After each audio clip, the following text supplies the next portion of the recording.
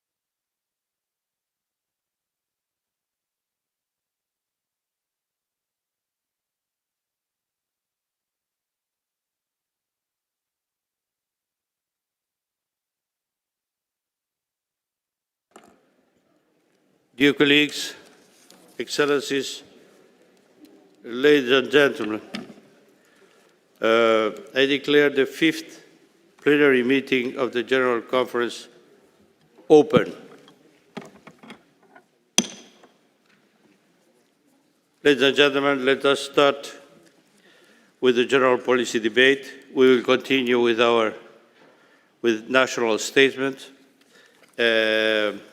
I recall you once again the time limit that I will, if you are going to help all of us, if we keep during the 6-minute time. We will start today, and I call His Excellency Mr. Barur Av Stig Nielsen, Prime Minister of Faroe. We will see a pre-recorded video. You have the floor, sir. President of the General Conference, Chair of the Executive Board, Director General, and distinguished delegates. Living in an island nation in the middle of the North Atlantic, the ocean has always been vast, with vast distances, vast resources, and vast opportunities. But over the last decades, that perception has changed.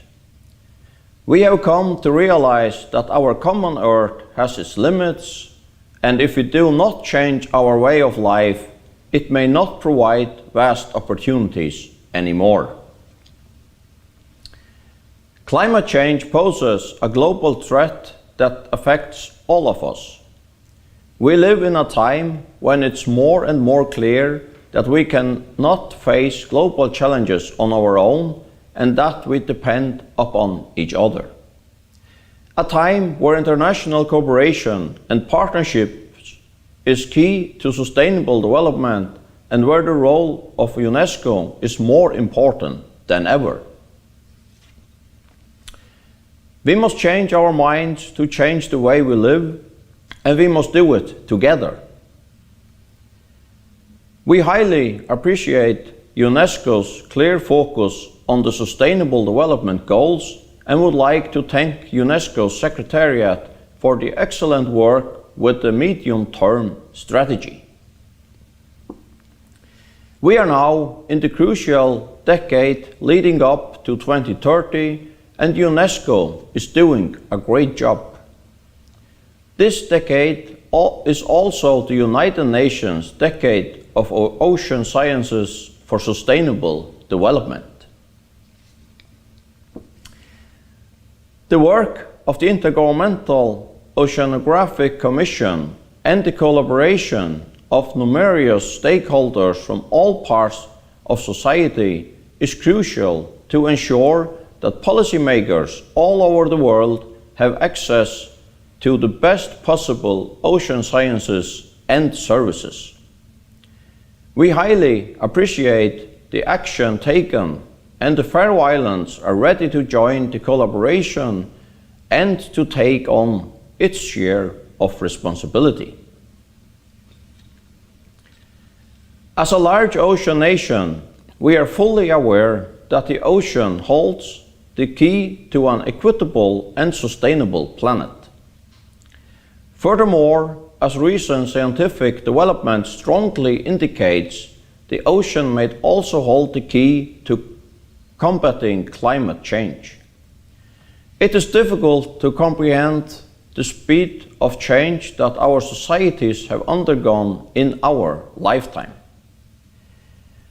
Little more than 100 years ago, the small clinker-built rowing boat was the primary use for both fishing and transport around the Faroe Islands. The boat is still in use, but is now mainly used for leisure and rowing competitions. We find that the Convention on the Safeguarding of Intangible Cultural Heritage is a valuable tool not only for the safeguarding of traditions and knowledge, but also to engage people across generations and communities. Safeguarding intangible cultural heritage is not about going back in time, but about acknowledging the transmission of traditions and knowledge as a fundamental part of sustainable development. It is in the cross-sectional work that the full value of the UNESCO mandate unfolds. At this General Conference, we celebrate UNESCO's 75th anniversary. We celebrate history and set our hopes for the future. The Youth Forum will address how the negative effects of the pandemic on youth can be fought. We appreciate the initiative from UNESCO and wish the participants a fruitful 12th Youth Forum. I will take this opportunity to welcome Åland Island as an associated member of UNESCO. Åland Island is already a cherished partner in the Nordic cooperation, and we look very much forward to working alongside Åland Island as associate members of UNESCO. Thank you for your attention.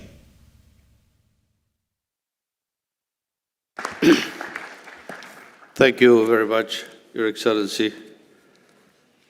Ahora llamo a Su Excelencia el señor José Manuel Álvarez Bueno, Minister of Foreign Affairs, the European Union and Cooperation of Spain.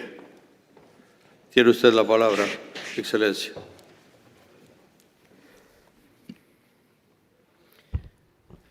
Señor Presidente de la Conferencia General, señora Directora General, Excelencias, señoras y señores. Este año celebramos el 75 aniversario de la fundación de la UNESCO. Es la ocasión para recordar la historia y la vitalidad de nuestra organización y renovar nuestro compromiso con sus valores fundacionales. Hoy, todavía más que en 1945, la educación, las ciencias, la cultura, la comunicación y la información son herramientas poderosas para avanzar hacia un mundo más pacífico y más próspero. Nos hallamos en un contexto internacional nuevo, condicionado por la pandemia del COVID-19, que ha puesto especialmente de manifiesto el papel de la ciencia. Gracias a la aplicación de las investigaciones más avanzadas, han podido desarrollarse vacunas en un tiempo récord, lo que nos permite vislumbrar por fin la esperada salida. Para ello, es todavía necesario que la vacunación alcance a todo el mundo, de manera que podamos poner fin con éxito a esta pandemia. España está plenamente comprometida con este objetivo. Ya hemos donado más de 25 millones de vacunas y vamos a donar otros 25 millones antes de la primavera de 2022. Por el contrario, en materia de educación y de cultura, hemos sufrido sin paliativos las adversas consecuencias del COVID-19. Algunos países más desarrollados, aquellos con acceso generalizado a la energía eléctrica y a Internet, hemos podido atenuar los efectos de la pandemia en estos ámbitos. En España, gracias a las nuevas tecnologías y a la entrega y dedicación de los profesionales de la enseñanza, se ha podido dar continuidad a los programas educativos. Somos muy conscientes de que ello no ha sido así en todas partes. Tenemos el firme compromiso de trabajar para superar esta situación y para alcanzar la igualdad de oportunidades en materia de educación en todos los países. Por lo que se refiere al mundo de la cultura, tanto los creadores como los consumidores han sufrido una de sus peores crisis. Ello merece una reflexión sosegada, que tenga en cuenta las vulnerabilidades de estos sectores, sus fortalezas y sus debilidades, las de la creación y las del acceso a la cultura, como un derecho de todos. Señor Presidente, señora Directora General, la Conferencia General de este año es especialmente importante. Contamos con adoptar la nueva estrategia de la UNESCO para los próximos 8 años. Su orden del día incluye iniciativas muy relevantes para el futuro, como la recomendación sobre la ética de la inteligencia artificial, que será un instrumento muy útil en el desarrollo de esta tecnología clave en los próximos años. Quiero destacar en particular nuestro apoyo a dos ejes básicos de la actuación en UNESCO: la prioridad África y la igualdad de género. Respecto de África, consideramos urgente prestar una atención singularizada al continente que permita dar respuesta a sus especificidades en materia de patrimonio, de formación técnica, de educación y, por supuesto, de cooperación científica y de apoyo en el reto de vacunación contra el COVID. La igualdad de género es asimismo una de las prioridades de España, tanto en nuestras políticas internas como en nuestra acción exterior. Trabajaremos activamente dentro de la organización para desarrollar programas que permitan alcanzar este objetivo en todos los países. Esta conferencia general coincide con el inicio de un nuevo mandato en la dirección de esta organización. Tras la pandemia, nos enfrentamos al reto de recuperar el tiempo perdido, renovar estructuras, agilizar nuestro funcionamiento y ofrecer soluciones al diagnóstico que nos deja la realidad actual. Señora Directora General, puede contar con España en el desempeño de su relevante tarea al frente de la organización para hacer frente a estos desafíos. A nivel nacional, trabajamos con el fin de que los valores y principios de la UNESCO, sus actividades y sus mensajes permeen en la sociedad española. No lo hacemos solo desde el Gobierno. Numerosas instituciones privadas y públicas son muy activas en este campo. Hace unos días, la Federación Española de Asociaciones, Centros y Clubs de la UNESCO organizó un acto de conmemoración de este 75 aniversario de la UNESCO, que fue un gran éxito en España. La sociedad civil española se siente cada vez más identificada con los programas de la UNESCO. Por número de inscripciones, somos el cuarto país en la lista de patrimonio mundial, el quinto en la lista de patrimonio inmaterial, el segundo en el número de geoparques mundiales y el primero tanto en el número de reservas de la biosfera como en cátedras UNESCO.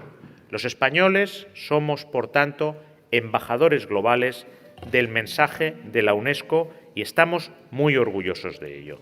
Señor presidente, señora directora general, estamos convencidos que esta 41 Conferencia General será un éxito. La UNESCO cuenta en España con una base muy sólida, el firme compromiso del Gobierno de España y el de una vasta red de actores implicados en los distintos ámbitos de trabajo. Muchas gracias.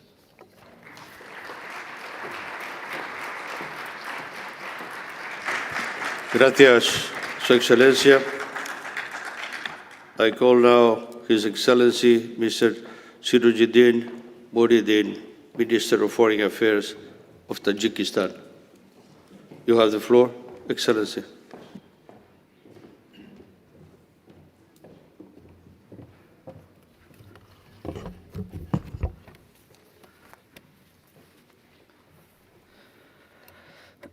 Mr. President, Excellencies, ladies and gentlemen, at the outset, I would like to congratulate the Director General of UNESCO, Mrs. Audrey Azoulay, and the President of the General Conference, Mr. Santiago Mourão, on their election to high positions. Availing this opportunity, I express my gratitude for the excellent arrangement of today's conference to its organizers. Tajikistan, as an active member of UNESCO, develops and promotes various projects in the fields of culture, science, and education, and makes a valuable contribution to the protection and promotion of the world heritage and culture. It is worth mentioning that one of the historical sites of Tajikistan, which is inscribed in the UNESCO World Heritage List, is the ancient town of Saraz. Particularly, I would like to highlight that the exhibition of historical items titled Tajikistan, the Land of Golden Rivers, also presents the findings of the ancient town of Saraz. Last month, this exhibition was inaugurated at the Guimet Museum of Asian Arts in Paris with the participation of the presidents of Tajikistan and France. About 300 artifacts from the antiquity history of the Tajik people and also valuable items of the history of our ancestors from the British Museum known as the Amudarya Treasure are displayed at the exhibition. Along with this, with the participation of the President of Tajikistan, His Excellency Mr. Emomali Rahman, and the UNESCO Director General, Mrs. Audrey Azoulay, we also, we once again held the Tajik Cultural Day of at the UNESCO headquarters. It is very symbolic that these events coincide with the celebration of the 30th anniversary of state independence of the Republic of Tajikistan. I would like also to mention that Tajikistan celebrated the 5,500th anniversary of the ancient town of Saraz and the 700th anniversary of Kamoli Khujandi, which were inscribed in the UNESCO list of anniversaries for 2020-2021. The natural size National Park of Tajikistan, ancient town of Saraz, national music Shashmakom, International Day of Nowruz, national dish Oshi Palau, and Chakan, the art of embroidery in Tajikistan, are outstanding examples of rich cultural and historical heritage of the Tajik people, which are recognized by UNESCO and inscribed into the World Heritage List. In 2017, the Pamir Mountains of Tajikistan were included for the third time into the list of 100 best tourist destinations in the world. The National Park of Tajikistan, which is inscribed into the UNESCO World Heritage List, is the business card of Tajikistan in terms of ecotourism and mountaineering opportunities. Government of Tajikistan has also prepared its unique landscapes as a universal natural heritage to be included into the brand new Global Geoparks nomination of UNESCO. Government of Tajikistan, in order to preserve and pass on to future generations the art of falak singing, which has long existed in the culture of mountainous Tajiks, has submitted a request to the UNESCO Intergovernmental Committee for the Safeguarding of Intangible Cultural Heritage to inscribe it into the list of intangible cultural heritage. Distinguished participants, as you are aware, Tajikistan is a country that proactively promotes global water and climate issues. One of the alarming global challenges is the fast melting of glaciers. This process can be observed in the example of melting of glaciers of Tajikistan that over several past decades from among 13,000 glaciers of Tajikistan, more than 1,000 of them have completely melted down. Given the serious consequences of this ongoing process, the President of the Republic of Tajikistan previously proposed to declare 2025 the International Year of Glacier Protection and set a specific date for the World Glacier Day, as well as to establish the International Fund for Glacier Preservation to take practical steps in protecting glaciers as the main source of clean water. In this context, we welcome the project reducing vulnerabilities of populations in the Central Asian region from glaciers, lake outbursts, floods in a changing climate, which began in April 2021. I am confident that such projects will play a significant role in mitigating the adverse effects of climate change. Ladies and gentlemen, in the background of climate change, preservation of safe drinking water sources has become one of the major issues of the planet. In June 2022, in the framework of Dushanbe Water Process, we will host the high-level international conference on the implementation of the International Decade of Action Water for Sustainable Development in cooperation with the UN and other partners. The Dushanbe conference will be pivotal in the preparatory process for the United Nations Conference on the Midterm Comprehensive Review of the implementation of the Water Decade in 2023 in New York, co-chaired by Tajikistan and the Netherlands. Mr. President, intricate and complicated situation in Afghanistan has become nowadays the source of our and world community's grave concern.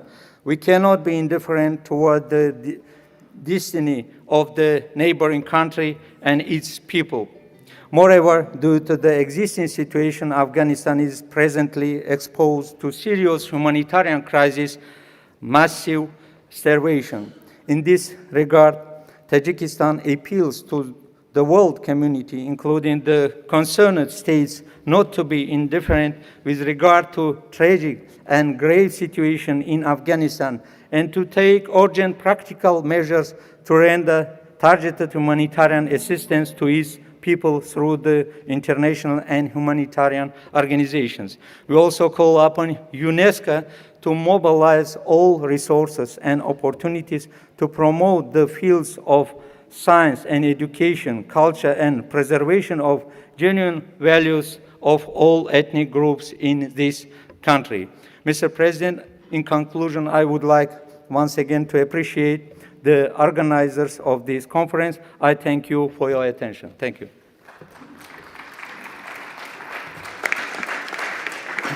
Thank you. Thank you very much, Your Excellency. Now I call His Excellency Mr. Riyad Malki, Minister of Foreign Affairs and Expatriate of Palestine. You have the floor, Excellency.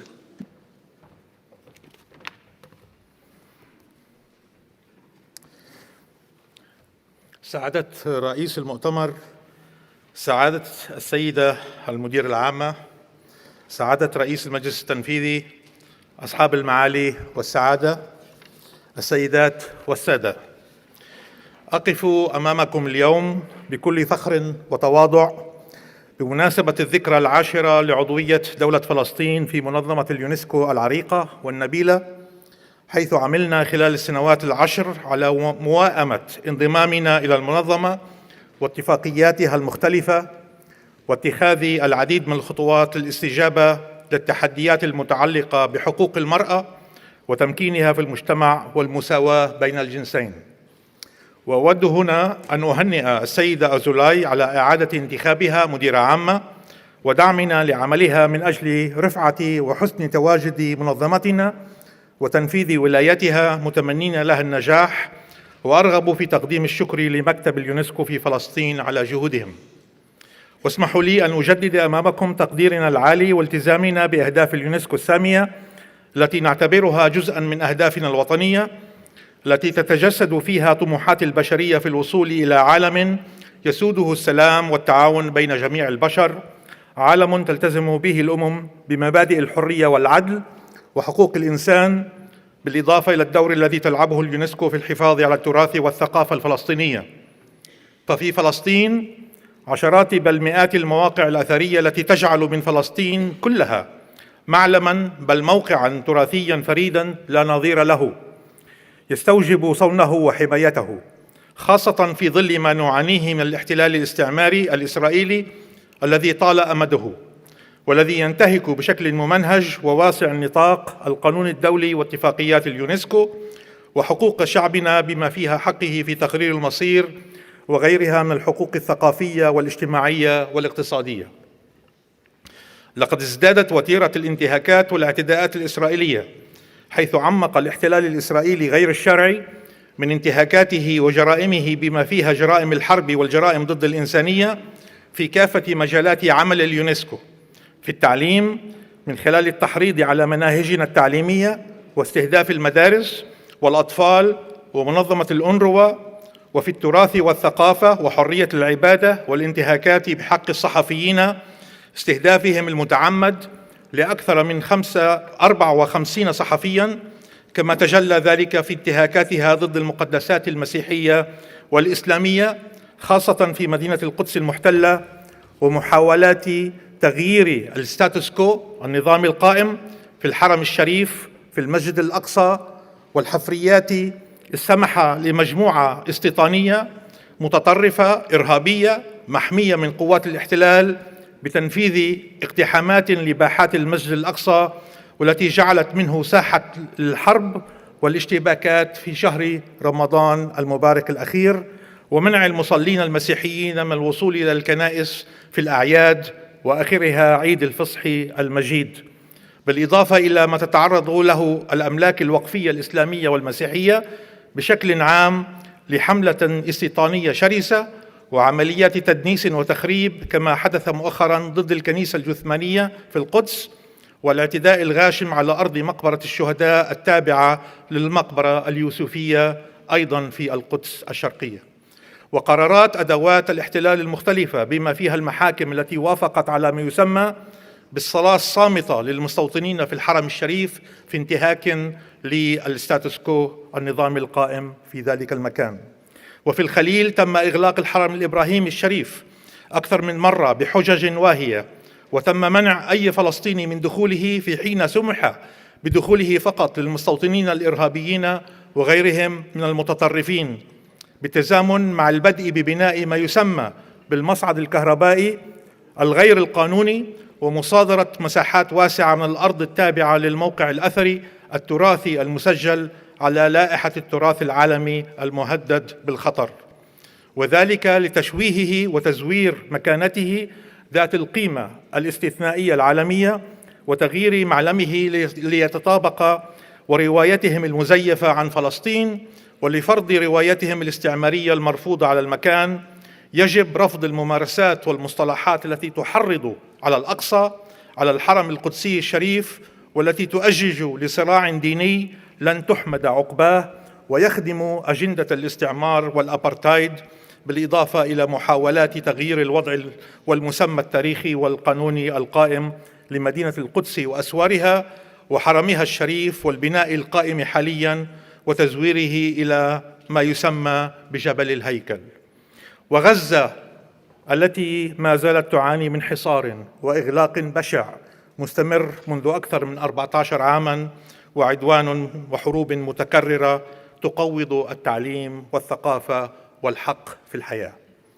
إن القيمة الاستثنائية لمدن فلسطين وخاصة القدس والخليل أنها قديمة قدم التاريخ، وأن الشعب الفلسطيني استمر لأكثر من 100 قرن بالعيش فيها دون انقطاع إلى يومنا هذا، وسيبقى بها يطور ثقافته وهويته الوطنية، وستبقى فلسطينية عربية التراث والثقافة والإرث، ولن يزورها ويشوه معالمها هذا الاحتلال الاستعماري الإسرائيلي العابر أو يفرض زيف روايته عليها.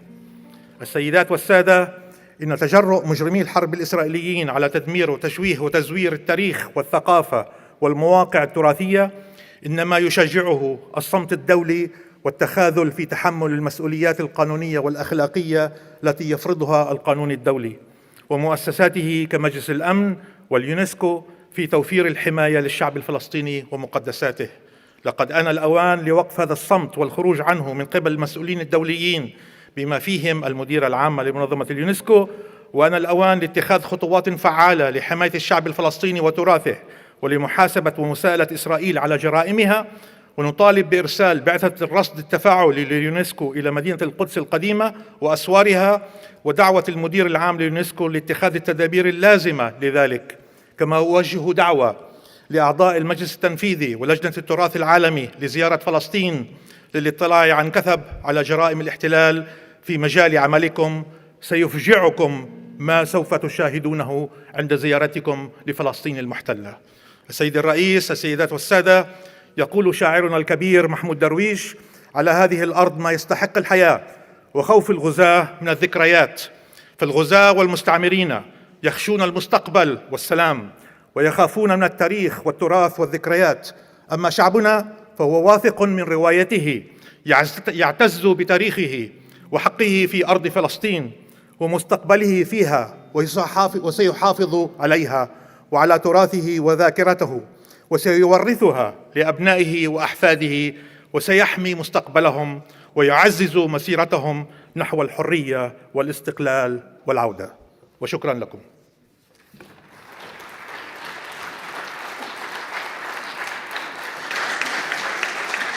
Thank you very much, Your Excellency. Now I call His Excellency Mr. Edwin Tong, Minister of Culture, Community and Youth of Singapore. You have the floor, Excellency.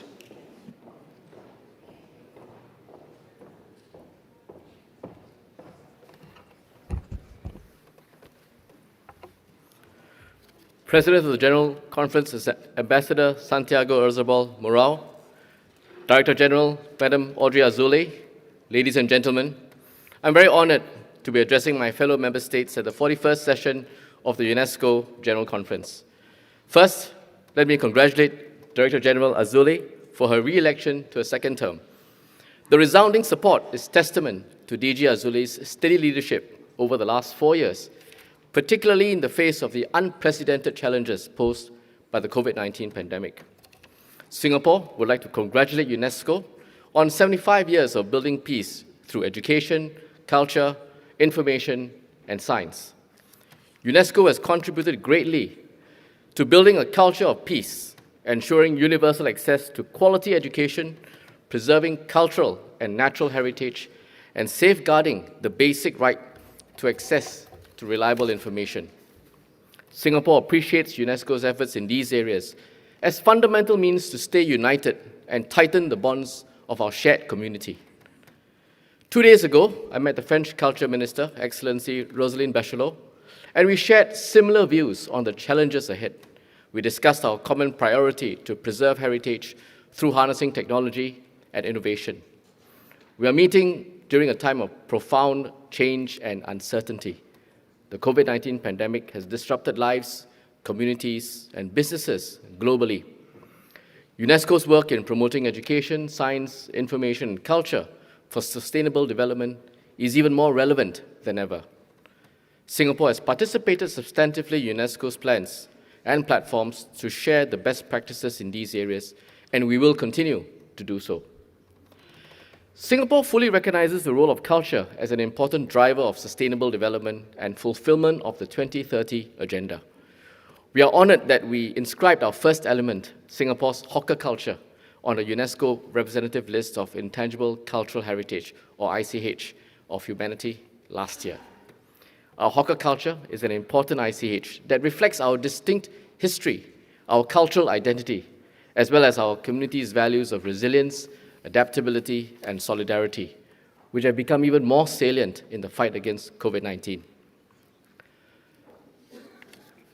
With the election of Singaporean expert Mr. Yeo Kek Siang to UNESCO's ICH evaluation body, we are committed to contributing back to the international community.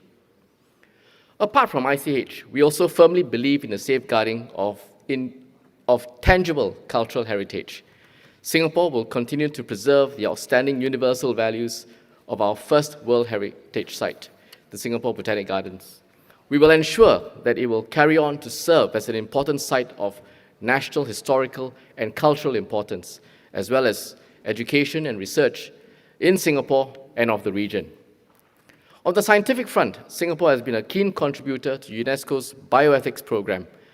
The responsible management of bioethical issues is critical for society and the growth of emerging scientific developments and technologies. Singaporean expert Professor Lee Eng Hin is proud to serve as a member of the International Bioethics Committee.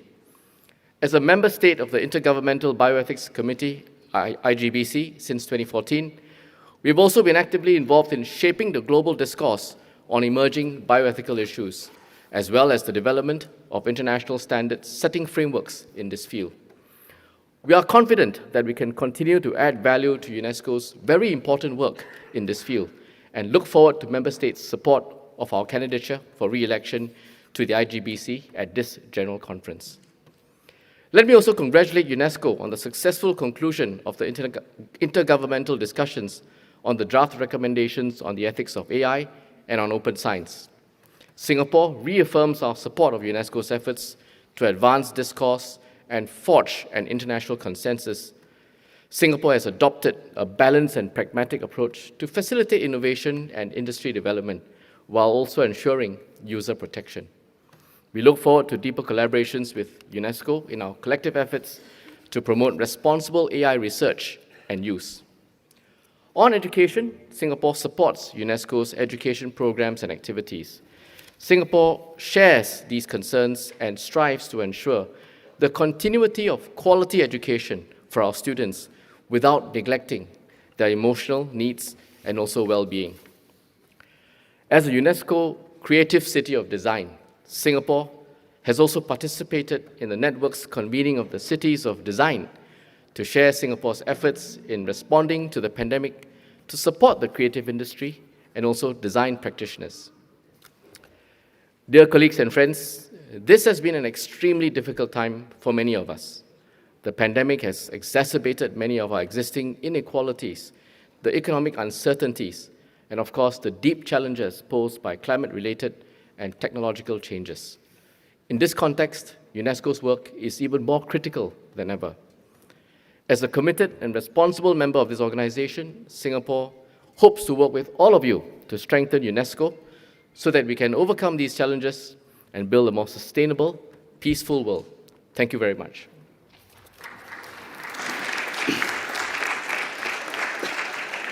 Thank you, Excellency. I call now His Excellency Honorable Dr. Joe Osei Adwood, Minister of Education of Ghana.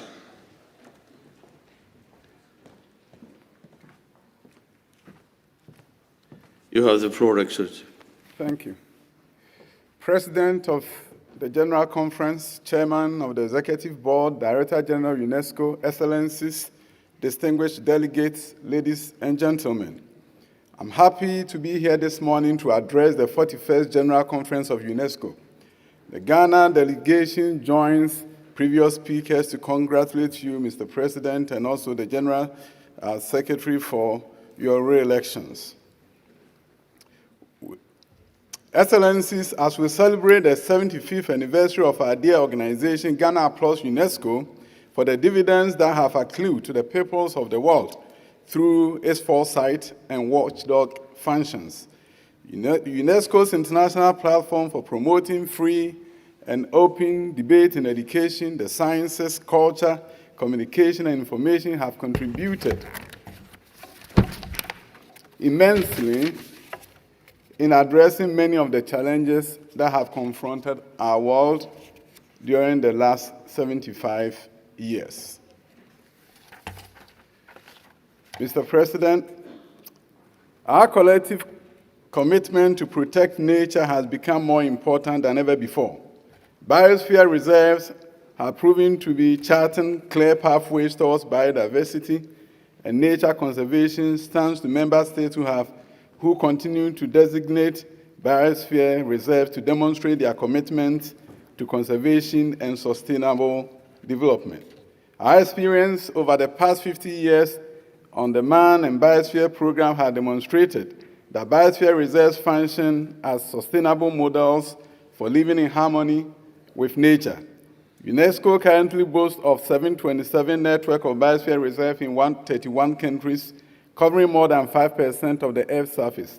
With this achievement, there's no doubt that biosphere reserves will significantly contribute to reach the 30% target of the post-2020 Global Biodiversity Framework by 2030. It is in light of this that we call on the international community to formally recognize the contribution of biosphere reserves in the negotiations of the post-2020 Biodiversity Framework.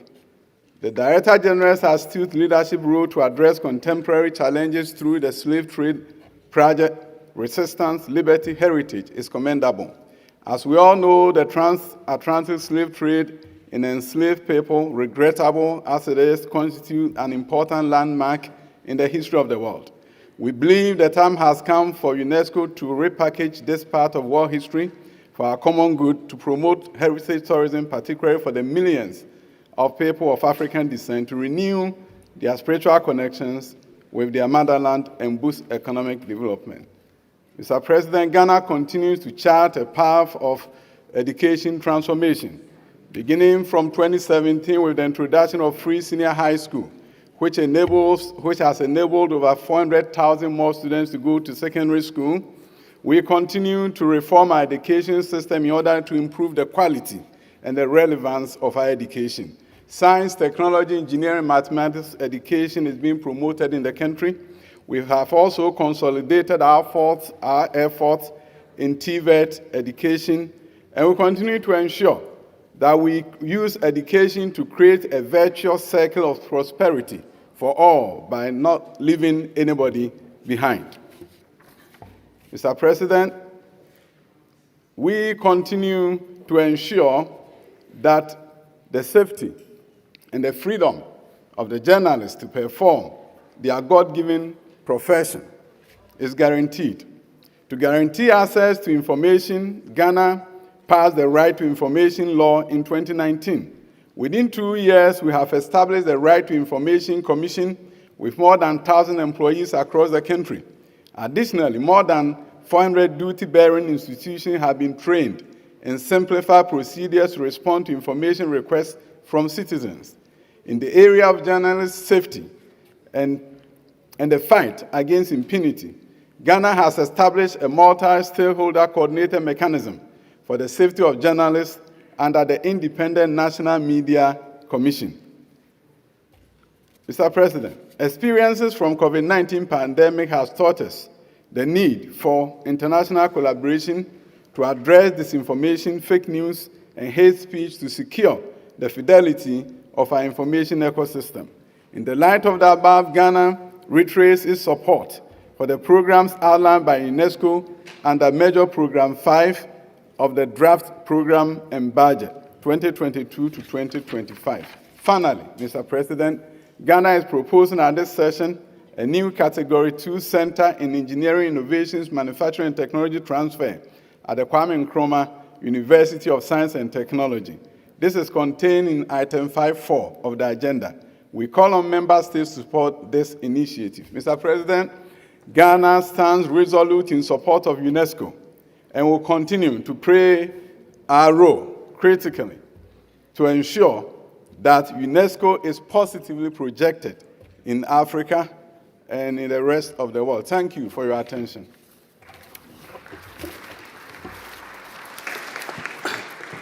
Thank you very much, Your Excellency. I call now His Excellency Mr. Mahmoud Özer, Minister of National Education of Turkey. We will watch a pre-recorded video. You have the floor, Excellency.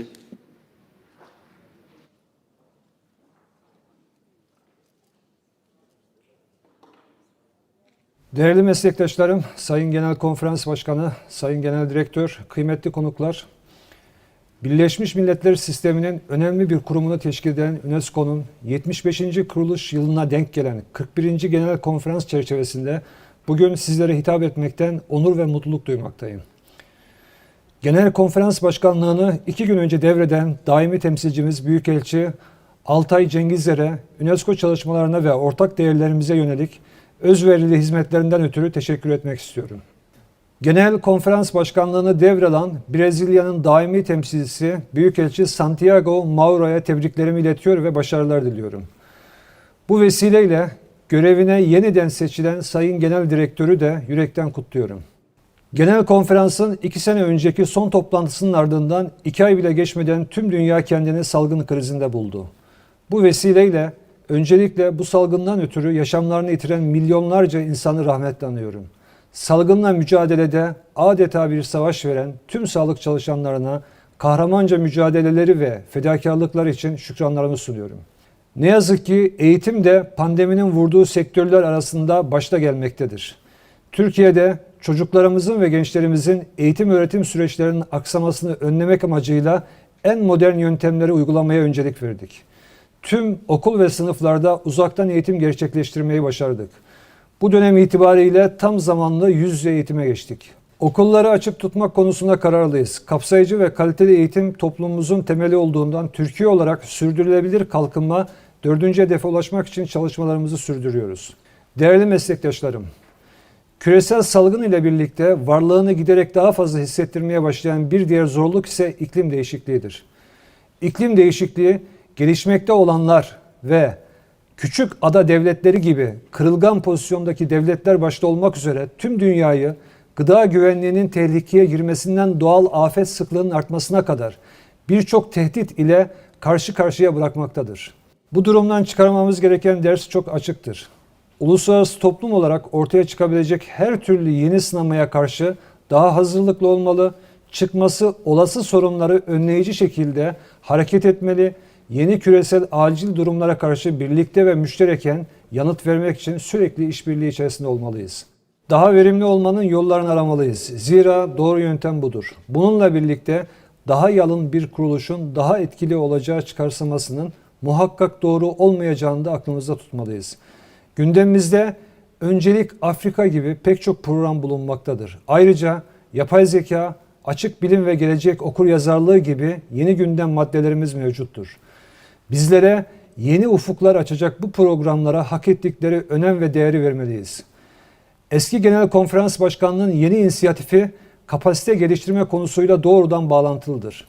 Kültür varlıklarının korunmasına ilişkin olarak sayıları gittikçe artan sorunlara zamanında yanıt verilmesi gerekliliğinin yanı sıra korumacıların meslek grubu olarak dünyanın her yerinde yetiştirilip geliştirilmesi zorunluluğunun da farkında olan Türkiye, bu inisiyatifi ve arkasındaki düşünceyi desteklemektedir. Son 5 yıl içinde Türkiye'de Ani arkeolojik alanı, Afrodisyas antik kenti, Göbekli Tepe ve bu sene Arslantepe Höyüğü UNESCO Dünya Miras Listesi'ne kaydedildi. Göbekli Tepe'nin tarihi 12 bin yıllık ve bu çerçevede dünyadaki bilinen en eski tarihi alanı oluşturuyor. Göbekli Tepe'deki bilimsel kazı çalışmalarının sürdüğü bilgisini de sizinle paylaşmak istiyorum. Bulgularımızı dünya ile paylaşmak için arkeolojik çalışmalarımızı titizlikle tamamlıyoruz.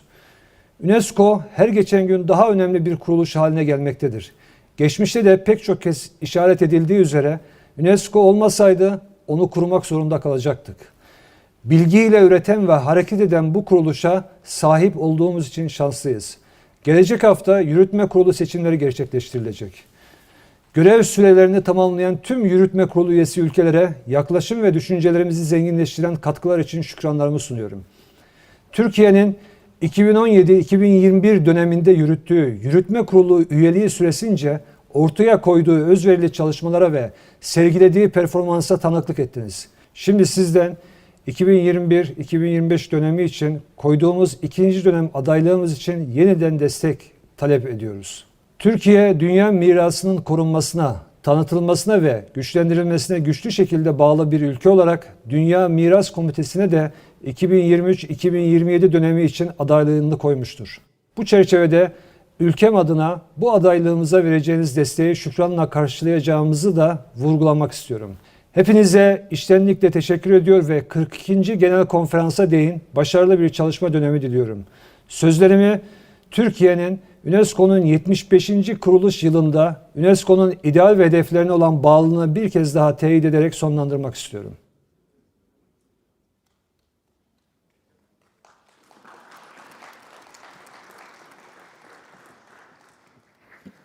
Thank you, Your Excellency. Now I call His Excellency Mr. Shimparu Sorin Mihai, Minister of Education of Romania.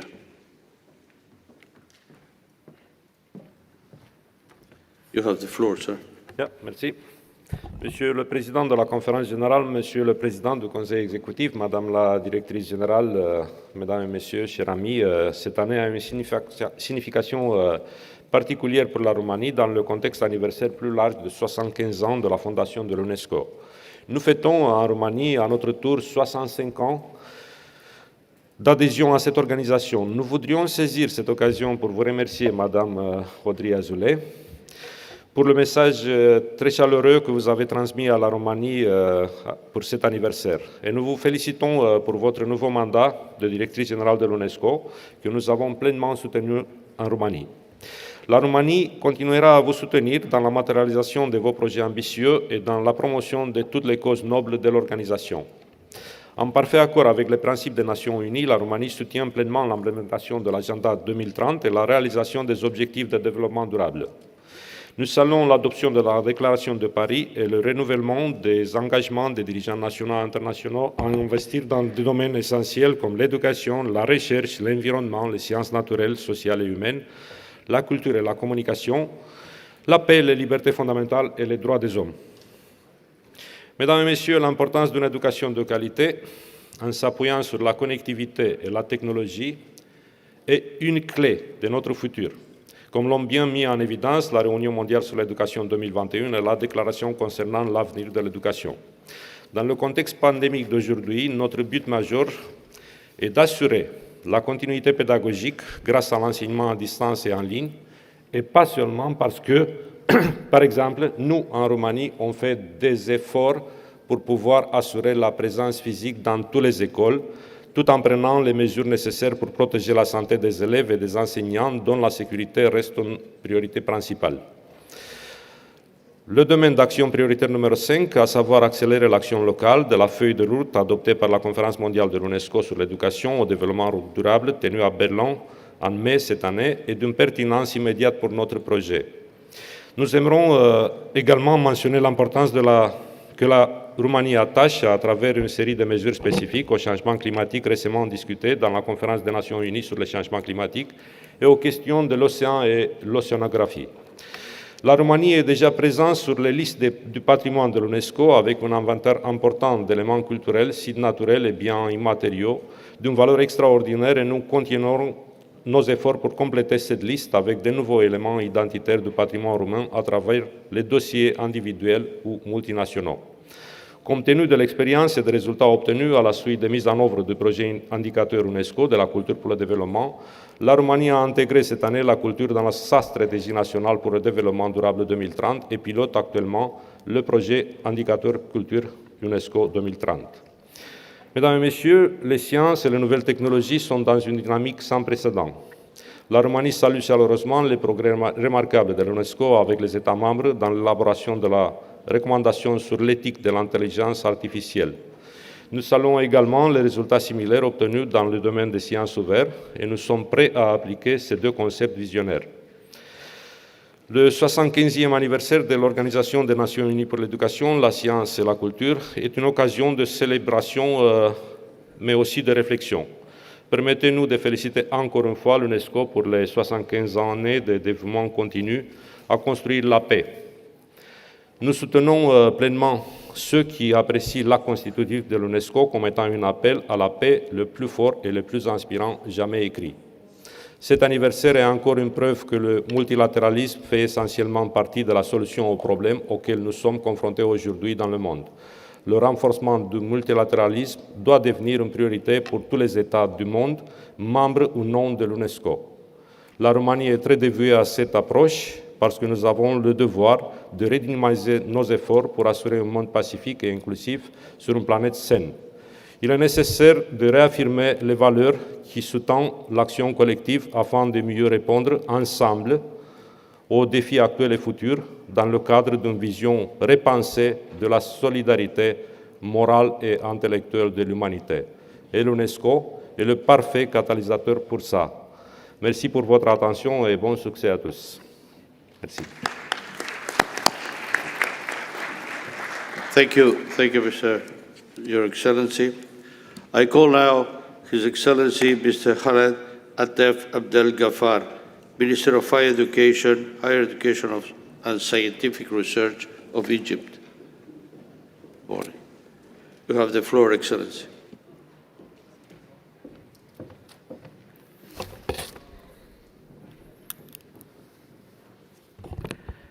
Mr. Chairman, Mr. President, Madam Director General, سيدات والسادة الوزراء ورؤساء الوفود وممثلي الدول الأعضاء، اسمحوا لي في مستهل كلمتي أن أتوجه بالتهنئة للسيد سانتياغو إيرازابال المندوب الدائم لدولة البرازيل على انتخابه رئيساً للدورة 41 للمؤتمر العام، متمنياً له التوفيق في أداء مهامه الجديدة. ولا يفوتني في هذا المقام أن أهنئ أيضاً السيدة أودري أوزولي المديرة العامة للمنظمة على إعادة انتخابها لفترة ولاية ثانية آملين أن تستمر منظمتنا العريقة خلال الفترة القادمة في الاطلاع على أكمل وجه ممكن بالدور الهام المنوط بها في توثيق الروابط بين الأمم في مجالات التربية والعلوم والثقافة. السيد الرئيس، السيدات والسادة، تشرفت بلادي مع 19 دولة أخرى بتأسيس منظمتنا العريقة منذ 75 عاماً، اقتناعاً منها بأهمية بناء حصون السلام في عقول البشر، وبضرورة تأمين فرص التعليم تأميناً كاملاً متكافئاً لجميع الناس على حد سواء، وإيماناً منها بأن بلوغ السلم الدولي يمر عبر توطيد أطر التعاون بين الدول في ميادين التعليم والثقافة والعلوم. ولعل ذكرى 75 لتأسيس منظمتنا تمثل فرصة مواتية للتفكر في سبل تعزيز هذا الدور الفريد في المنظومة الأممية. إن ما يموج به عالم اليوم من تحديات في مجالات التعليم والعلوم والثقافة، خاصة في ظل تبعيات جائحة كورونا، يضاعف من حاجة العالم لنشر قيم السلام والتسامح والمحافظة على التراث الثقافي والطبيعي، وضمان جودة التعليم لملايين البشر في شتى أنحاء العالم، وبالأخص أولئك الذين شهدت عملياتهم التعليمية ارتباكاً لا مثيل له في تاريخنا الحديث. السادة الحضور، إن التوقيت الذي نجتمع فيه اليوم فارقاً في العالم بات بحاجة أكثر من أي وقت مضى إلى نشر ثقافة التضامن بين الشعوب ومعالجة التفاوت غير المسبوق في مستويات التعليم. ومن هذا المنطلق نقدر أن اعتماد الاستراتيجية المقبلة للمنظمة خلال الفترة من 2022 إلى 2029 على النحو الذي سبق مناقشته في الدورات السابقة للمجلس التنفيذي سوف يمنح منظمتنا إطاراً هاماً يمكنها من مواجهة تلك التحديات الدولية المتنامية ومساعدة الدول الأعضاء في بلوغ أهداف التنمية وفي أجندة 2030. واسمحوا لي في هذا السياق أن أتوقف أمام الأهمية التي توليها مصر لتفعيل الأولوية العامة لإفريقيا في اليونسكو. لقد تشرفت مصر خلال الفترة الماضية برئاسة مجموعة العمل المعينة بقطاع الثقافة في المجموعة الإفريقية، والتي صاغت خارطة طريق تعكس الاهتمامات الإفريقية في هذا القطاع الهام، تتمحور حول تطوير قدرتها في مجال استعادة ممتلكاتها الثقافية وتطبيق اتفاقية 1972 الخاصة بحماية التراث الثقافي والطبيعي مع الأخذ بعين الاعتبار احتياجاتها التنموية. ويهمني أن أتوجه بالشكر لكافة وفود الدول الأعضاء بالمجلس التنفيذي على إقرارها لهذه الأولويات الإفريقية، وللسكرتارية على الجهد الذي بذلته في ترجمتها إلى خطط عمل تنفيذية، كما نتطلع إلى اعتمادها في الدورة الحالية للمؤتمر بحيث يتسنى تطبيقها اعتباراً من العام المقبل. ولا يفوتني في هذا الصدد أن أشير إلى الأهمية التي توليها الدول الأفريقية لقضية استرداد آثارها، لا سيما أن العالم سوف يحتفل بعد 3 أيام باليوم العالمي لمكافحة الإتجار غير المشروع في الممتلكات الثقافية، وهو اليوم الذي أعلن عنه مؤتمرنا العام في دورته الماضية استناداً إلى مقترح مصري. ويهمني في هذا المنبر أن أتوجه لكم جميعاً بالشكر على دعمكم له وإقراره بالإجماع. وأود كذلك في هذا السياق أن أهنئ دولة بنين الشقيقة وأحيي الرئيس الفرنسي ماكرون على إعادة الطوعية دون قيد أو شرط ل26 قطعة أثرية إلى موطنها الأصلي بنين.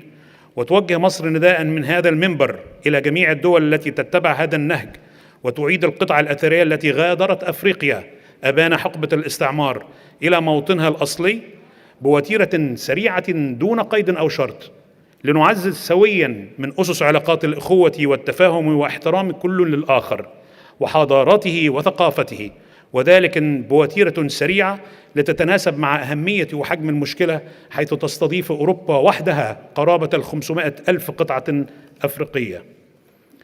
السيدات والسادة، لقد طورت مصر على مدار العقود الماضية علاقات وروابط وثيقة باليونسكو، لعل أبرزها حملة إنقاذ معابد النوبة التي تعد أكبر وأنجح حملة نفذتها المنظمة في تاريخها، وساهمت في تسليط الضوء على أهمية حماية التراث الثقافي والطبيعي ومهدت الطريق لاغتنام اتفاقية 1972 في هذا الشأن، وهي الاتفاقية التي نحتفل سويا العام المقبل بمرور 50 عاما على اعتمادها، وتنسق مصر حاليا مع سكرتارية اليونسكو تنظيم الاحتفالية للعام القادم. ويهمني أن أؤكد لكم استمرار الالتزام المصري بالمنظمة ومقاصدها، وهو الالتزام الذي دفعنا إلى الترشح لعضوية المجلس التنفيذي للمنظمة عن الفترة من 2021 إلى 2025. وإذ نتطلع إلى الحصول على دعمكم لاكتساب هذه العضوية، فإننا نؤكد أننا سوف نوظفها لصالح تحقيق التوافق وطرح ودعم مبادرات للمنظمة في مجالات عملها، بما يفعل من دورها في شتى أرجاء العالم ولا سيما الدول النامية. ويمكنني أن أذكر لكم على سبيل المثال وليس الحصر تعميم تجربة مصر الرائدة في مجال إصلاح منظومة التعليم من خلال المكاتب الميدانية المختلفة، والعمل على ضمان التطبيق الناجح للتوصيتين المطروحتين على جدول أعمال دورتنا الحالية والمتعلقتين بأخلاقيات الذكاء الاصطناعي والعلم المفتوح، والتي شاركت مصر في صياغتها بفاعلية، وتعزيز حماية التراث الوثائقي في ضوء تمكن المجموعة العمل المعنية بإصلاح برنامج ذاكرة العالم، التي تشرفت مصر بالمشاركة النشيطة بها من التوصل إلى تسوية تمكن من استئناف كافة أنشطة البرنامج، وذلك فضلا عن استضافتنا لعدد كبير من الفعاليات الدولية.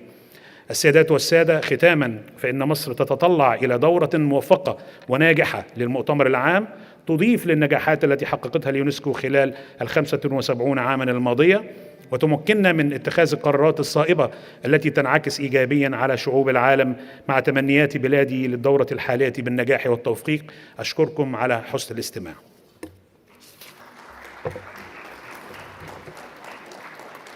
I thank Your Excellency for your words, and now I call His Excellency Mr. Andrea Belluzzi, Minister of Education and Culture, University and Scientific Research, Youth Policies of San Marino.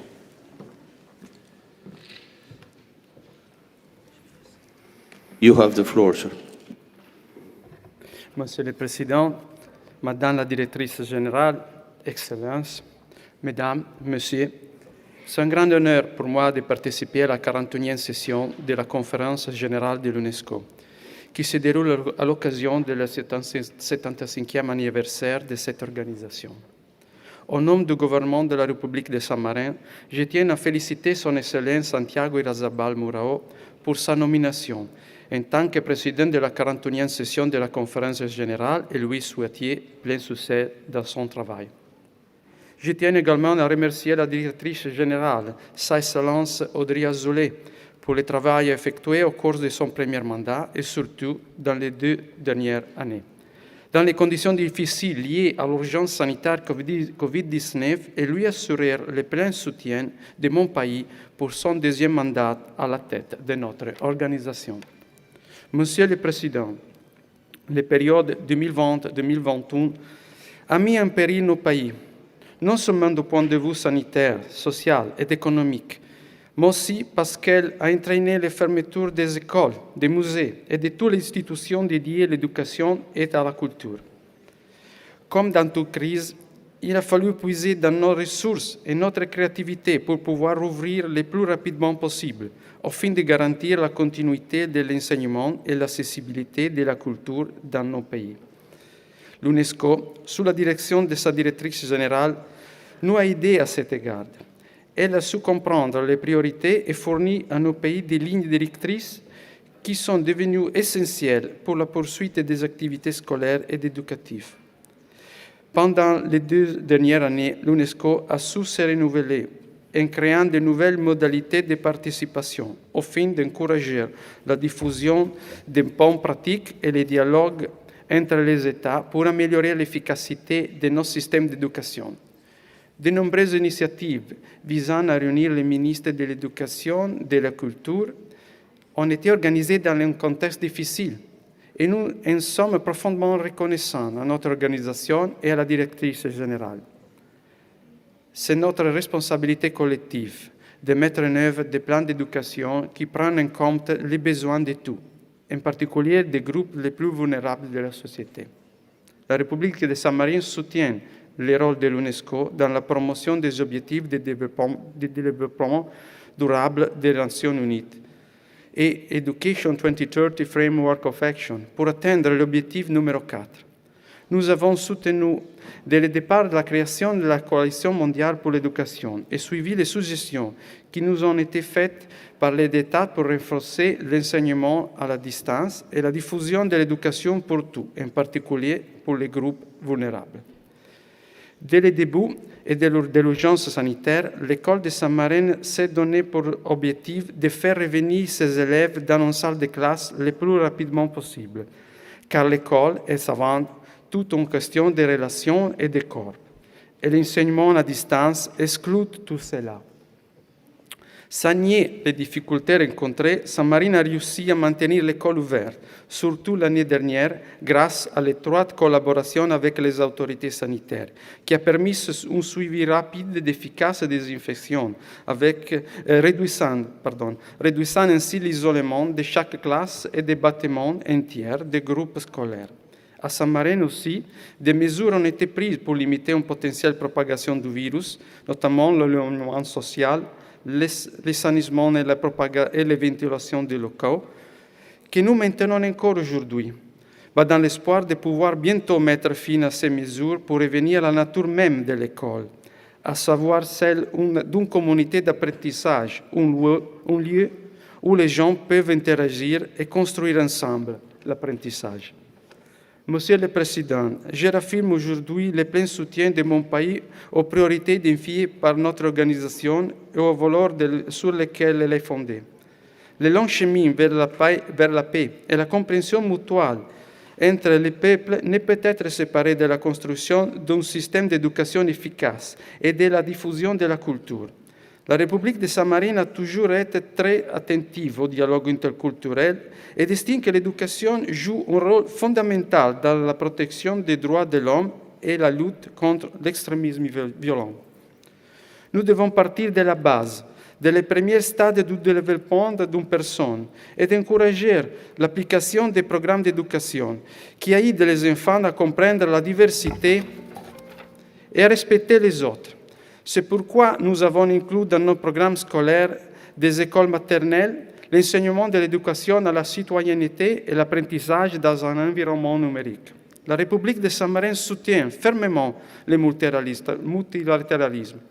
En tant que petit État, nous pensons que notre souveraineté est renforcée par notre participation aux activités des organisations internationales et que les défis mondiaux actuels exigent un effort de tout pour promouvoir le dialogue au sein des enseignes internationales. Sans dialogue, nous sommes seuls et sans force. Nous pensons que l'urgence sanitaire actuelle de Covid-19 a été emblématique et a révélé au monde entier qu'il est impératif de rester unis dans la lutte contre les menaces mondiales, qu'elles soient liées à la santé, comme dans ce cas, ou à autres. Le travail collectif doit également viser à protéger le patrimoine culturel mondial, qui est souvent mis en danger par les attaques terroristes. La République de San Marino accorde beaucoup d'attention à la protection du patrimoine culturel mondial. Nous sommes convaincus que notre organisation doit renforcer son rôle leader dans la protection du patrimoine culturel mondial et dans la lutte contre le trafic illicite d'œuvres d'art, et nous soutenons toute initiative allant dans ce sens. Nous engagerons dans les mois à venir à accélérer la ratification d'importantes conventions de l'UNESCO qui portent sur ce thème. La Convention pour la sauvegarde du patrimoine culturel immatériel, la Convention sur la protection et la promotion de la diversité des expressions culturelles, la Convention cadre du Conseil de l'Europe sur les valeurs du patrimoine culturel pour la société, qui sont actuellement à l'étude des experts, au fin de les ratifier prochainement par voie parlementaire. Après l'inauguration des deux importants musées dédiés à l'art moderne et contemporain et la culture de la philatélie numismatique en 2018 et 2021, San Marino s'est engagé dans la réalisation d'un projet important pour la création d'un complexe muséologique et d'un auditorium, afin que l'offre culturelle devienne l'un des éléments d'identification de San Marino dans les prochaines décennies. C'est pourquoi nous faisons appel à tous les pays et déclarons notre volonté de développer de nouvelles collaborations. Merci de votre attention.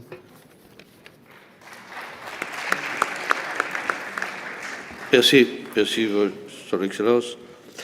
I now call Her Excellency Dra. Luisa Maria Alves Grillo, Minister of Education of Angola.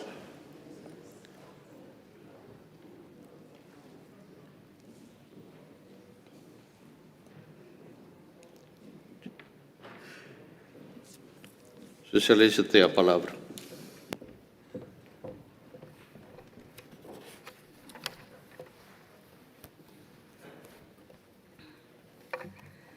Excelências, minhas senhoras e meus senhores, em nome do Governo da República de Angola, que tenho a subida honra de representar nesta augusta Assembleia, saúdo vossas Excelências e manifesto calorosas felicitações ao Senhor Presidente da Conferência Geral da Unesco, Senhor Santiago Mourão, pela sua eleição, do mesmo modo que exprimo sentimentos de felicitações à Senhora Diretora-Geral da Unesco pela sua reeleição. Excelências, hoje, mais do que no passado, o mundo enfrenta desafios cujos malefícios colocam em causa a sobrevivência do homem e das instituições, requerendo de todas as nações um compromisso e ações responsáveis em defesa da vida e do desenvolvimento sustentável dos povos. A educação e o ensino, a ciência, a tecnologia e a inovação são meios adequados através dos quais se pode construir um mundo melhor em respeito à vida e à natureza. Apesar dos constrangimentos de ordem conjuntural, Angola vem implementando nas mais diversas áreas da sua vida social e econômica um conjunto de programas que visam o alcance dos 17 Objetivos de Desenvolvimento Sustentável, tendo como foco a diminuição das assimetrias regionais, as desigualdades de género e a garantia de um ensino universal e de qualidade para todas as crianças, promovendo a inclusão social e o combate vigoroso a qualquer tipo de discriminação.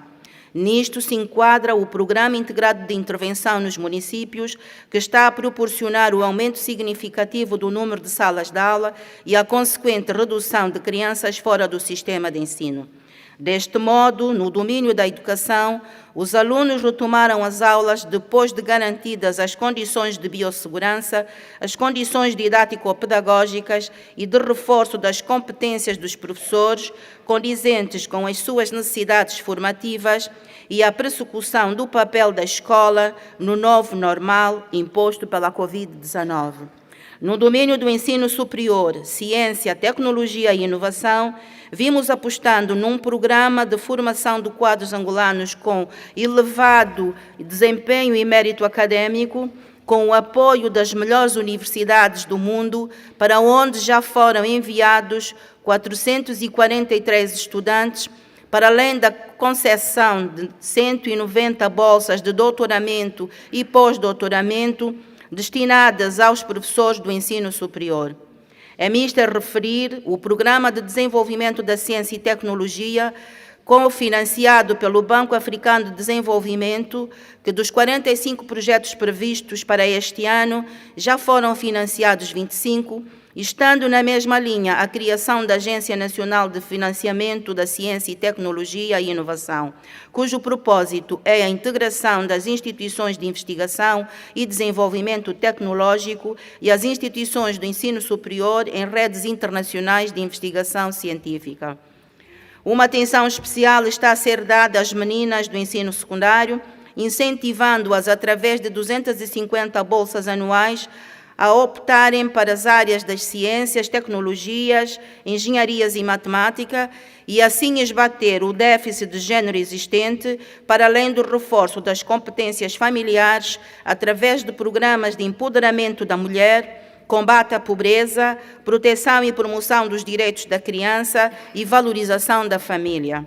Nesta perspectiva, se insere a literacia digital, com a existência de 7 milhões de utilizadores de internet e o uso das mais variados sistemas de informação e comunicação, sobretudo por parte dos jovens, que constituem 2/3 da população angolana.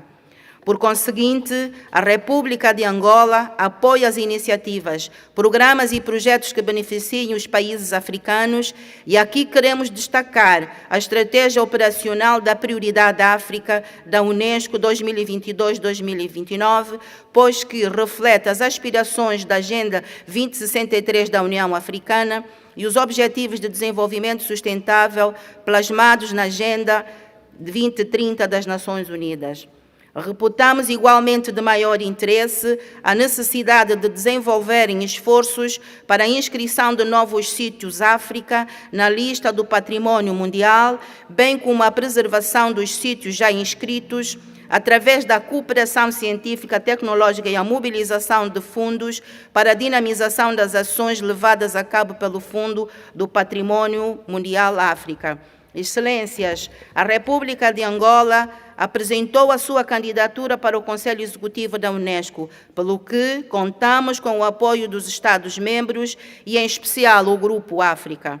Este ano, a Unesco, Angola e a União Africana realizam a segunda edição da Bienal de Luanda, Fórum Pan-Africano para a Cultura da Paz, num formato híbrido, com fóruns temáticos de interesse, pelo que a participação de todos é bem-vinda.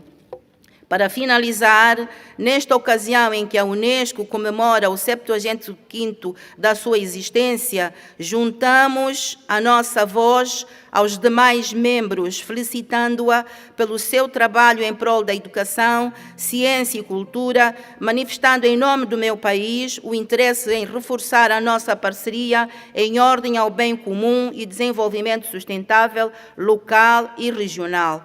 Muito obrigado pela vossa atenção. Thank you, Your Excellency. Muito obrigado. Now I call Her Excellency Dr. Dipu Moni, Minister of Education of Bangladesh.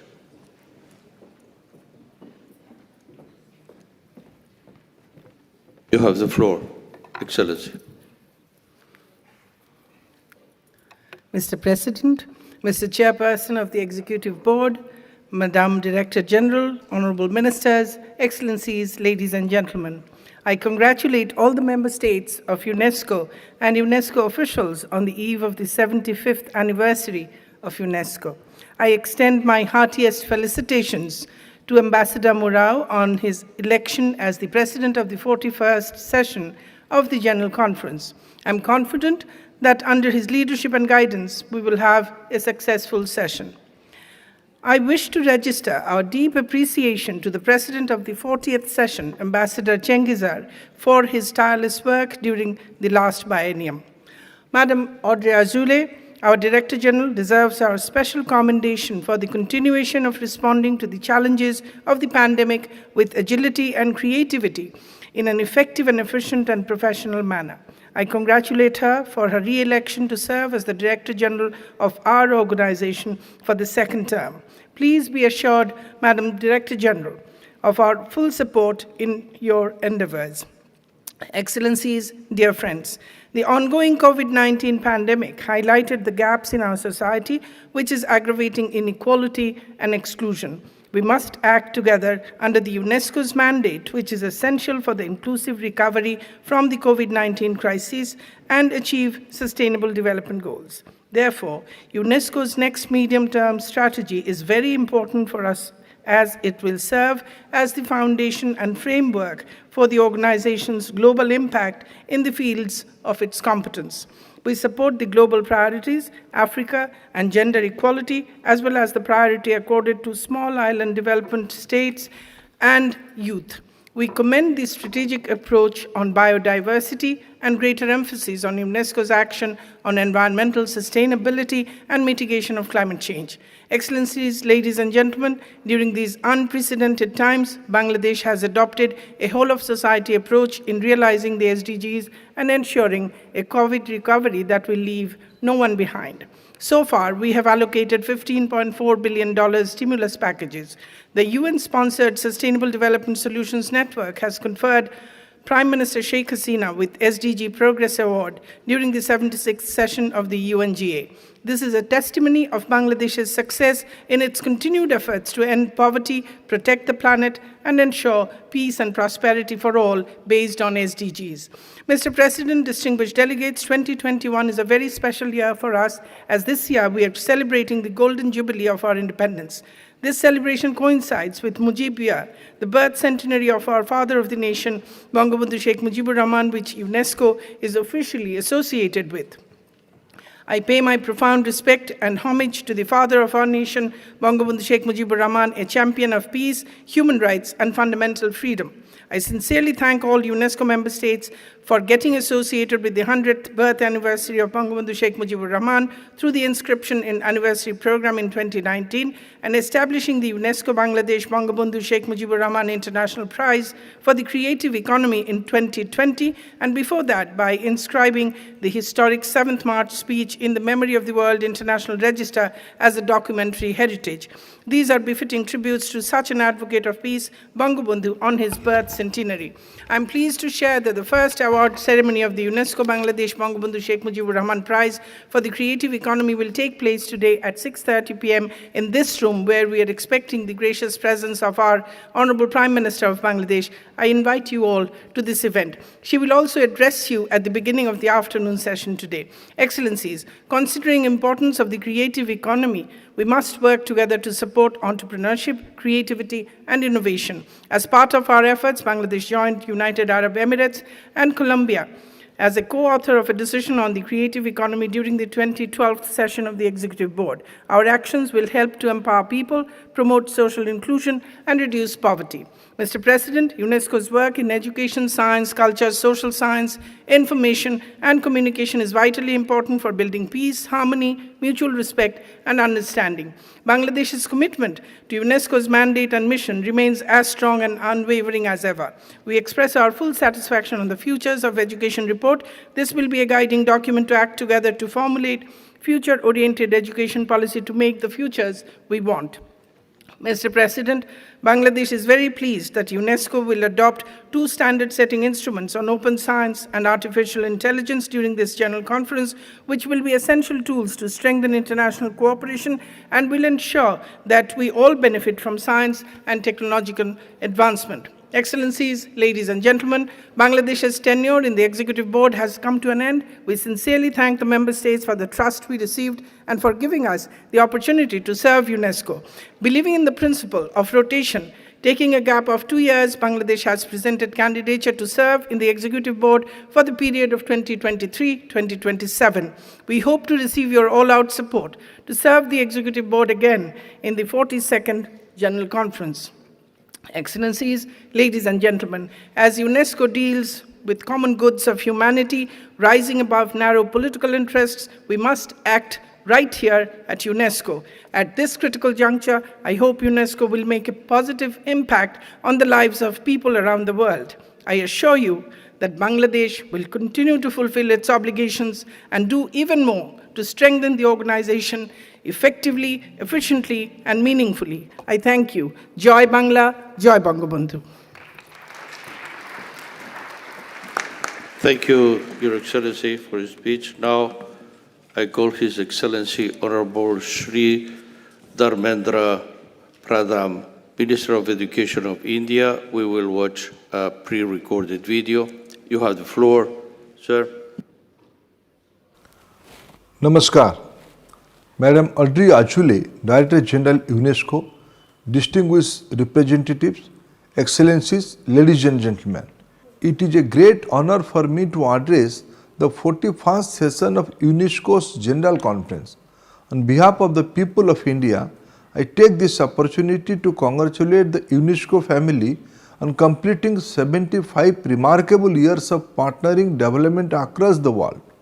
As a founding member of UNESCO, India has had a deep and productive engagement with this multilateral platform that is defined by a common commitment for peace, solidarity, and attainment of SDG goals. The year is also significant for India as we celebrate Azadi Ka Amrit Mahotsav to commemorate 75 years of our country's independence. The event is an embodiment of the progressive spirit of India, a celebration of our glorious history, and an articulation of our ideas and resolve for an Atmanirbhar Bharat or a self-reliant India. Excellencies, while the COVID-19 pandemic has brought untold misery to the world, we must respectfully acknowledge the indomitable spirit of people and governments across the globe to stand steady and fight unitedly against the onslaught. The world has rapidly devised and adjusted to the new technologically and digitally driven normals. India carried out the world's largest and fastest vaccination drive under the able guidance of our Honorable Prime Minister Narendra Modi ji. 2 made in India vaccines were rolled out in just 11 months of the first infection. 1 billion vaccinations has been administered in just 9 months. More than 60 million vaccines have been provided to 95 countries under our Vaccine Maitri or Vaccine Friendship Initiative. Excellencies, India has actively promoted the use of technological and digital solutions in areas concerned with achievement of the SDG goals, especially for delivery of education. E-learning is being facilitated through platforms like Diksha or digital infrastructure for school education, which has a storehouse of 3,500 plus energized textbooks and over 60 million page hits daily. Swayam massive online open course portal with enrollment of over 22 million, National Digital Library, which has more than 38 million digital resources and more than 5.2 million students registered, virtual labs, EPG Pathshala and several others. The PM E-Vidya program is providing multimodal delivery of education through online, TV, radio and mobile modes. For areas with limited access to online modes, TV channels, Swayamprabha and radio including community radio. The PM E-Vidya program is benefiting nearly 250 million school children. Specialized study material is being provided for the differently able students through digitally accessible information system and in sign language. Monodarpan initiative provides psychological support to students, teachers and families. India is also working to eliminate the digital divide by strengthening digital infrastructure and enhancing access to digital device. Excellency, I am happy to share that several initiatives have already been implemented under our national education policy announced in 2020 that will accelerate the attainment of the SDG goals by enhancing access to education and improving quality of teaching learning. Some of these initiatives include National Initiative for Proficiency in Reading with Understanding and Numeracy, Sign Language as a regular subject, teaching engineering in Indian language, formation of an academic bank of credit, stress on vocational education and skilling, multiple entry-exit options, forming a National Education Technology Forum, and emphasis on the internationalization of education. Gender equity and empowerment has always been a major priority for India. The government provides support for this through various schemes. I am happy to share that the gender parity index for women is higher education is more than 1 now and the gross enrollment ratio is also rising consistently.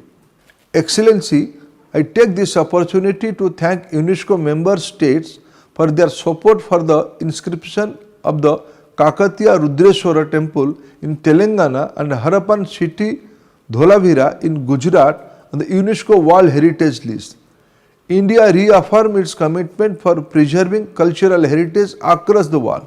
Excellency, India has a vibrant science and technology research ecosystem. Today, we need policy and regulatory framework for the emerging technologies like artificial intelligence, which have the potential to positively impact lives across the world.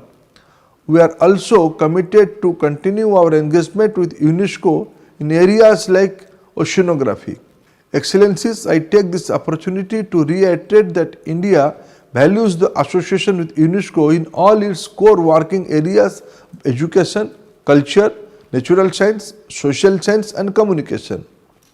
I reaffirm my country's commitment to continued association with UNESCO and look forward to working together in a mutually enriching and synergetic partnership to further our shared objective for peace, harmony, equity and unity. Thank you, friends.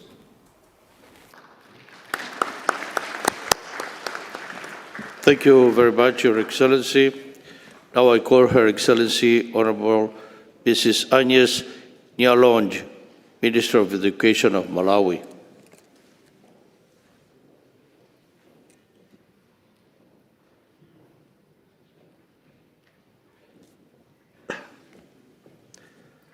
Excellency, you have the floor.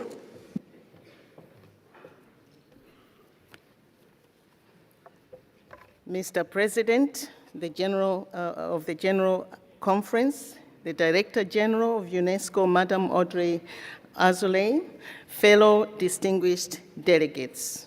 Mr. President, allow me to add my delegation's sincere congratulations on your accession to the presidency of this 41st session of UNESCO General Assembly.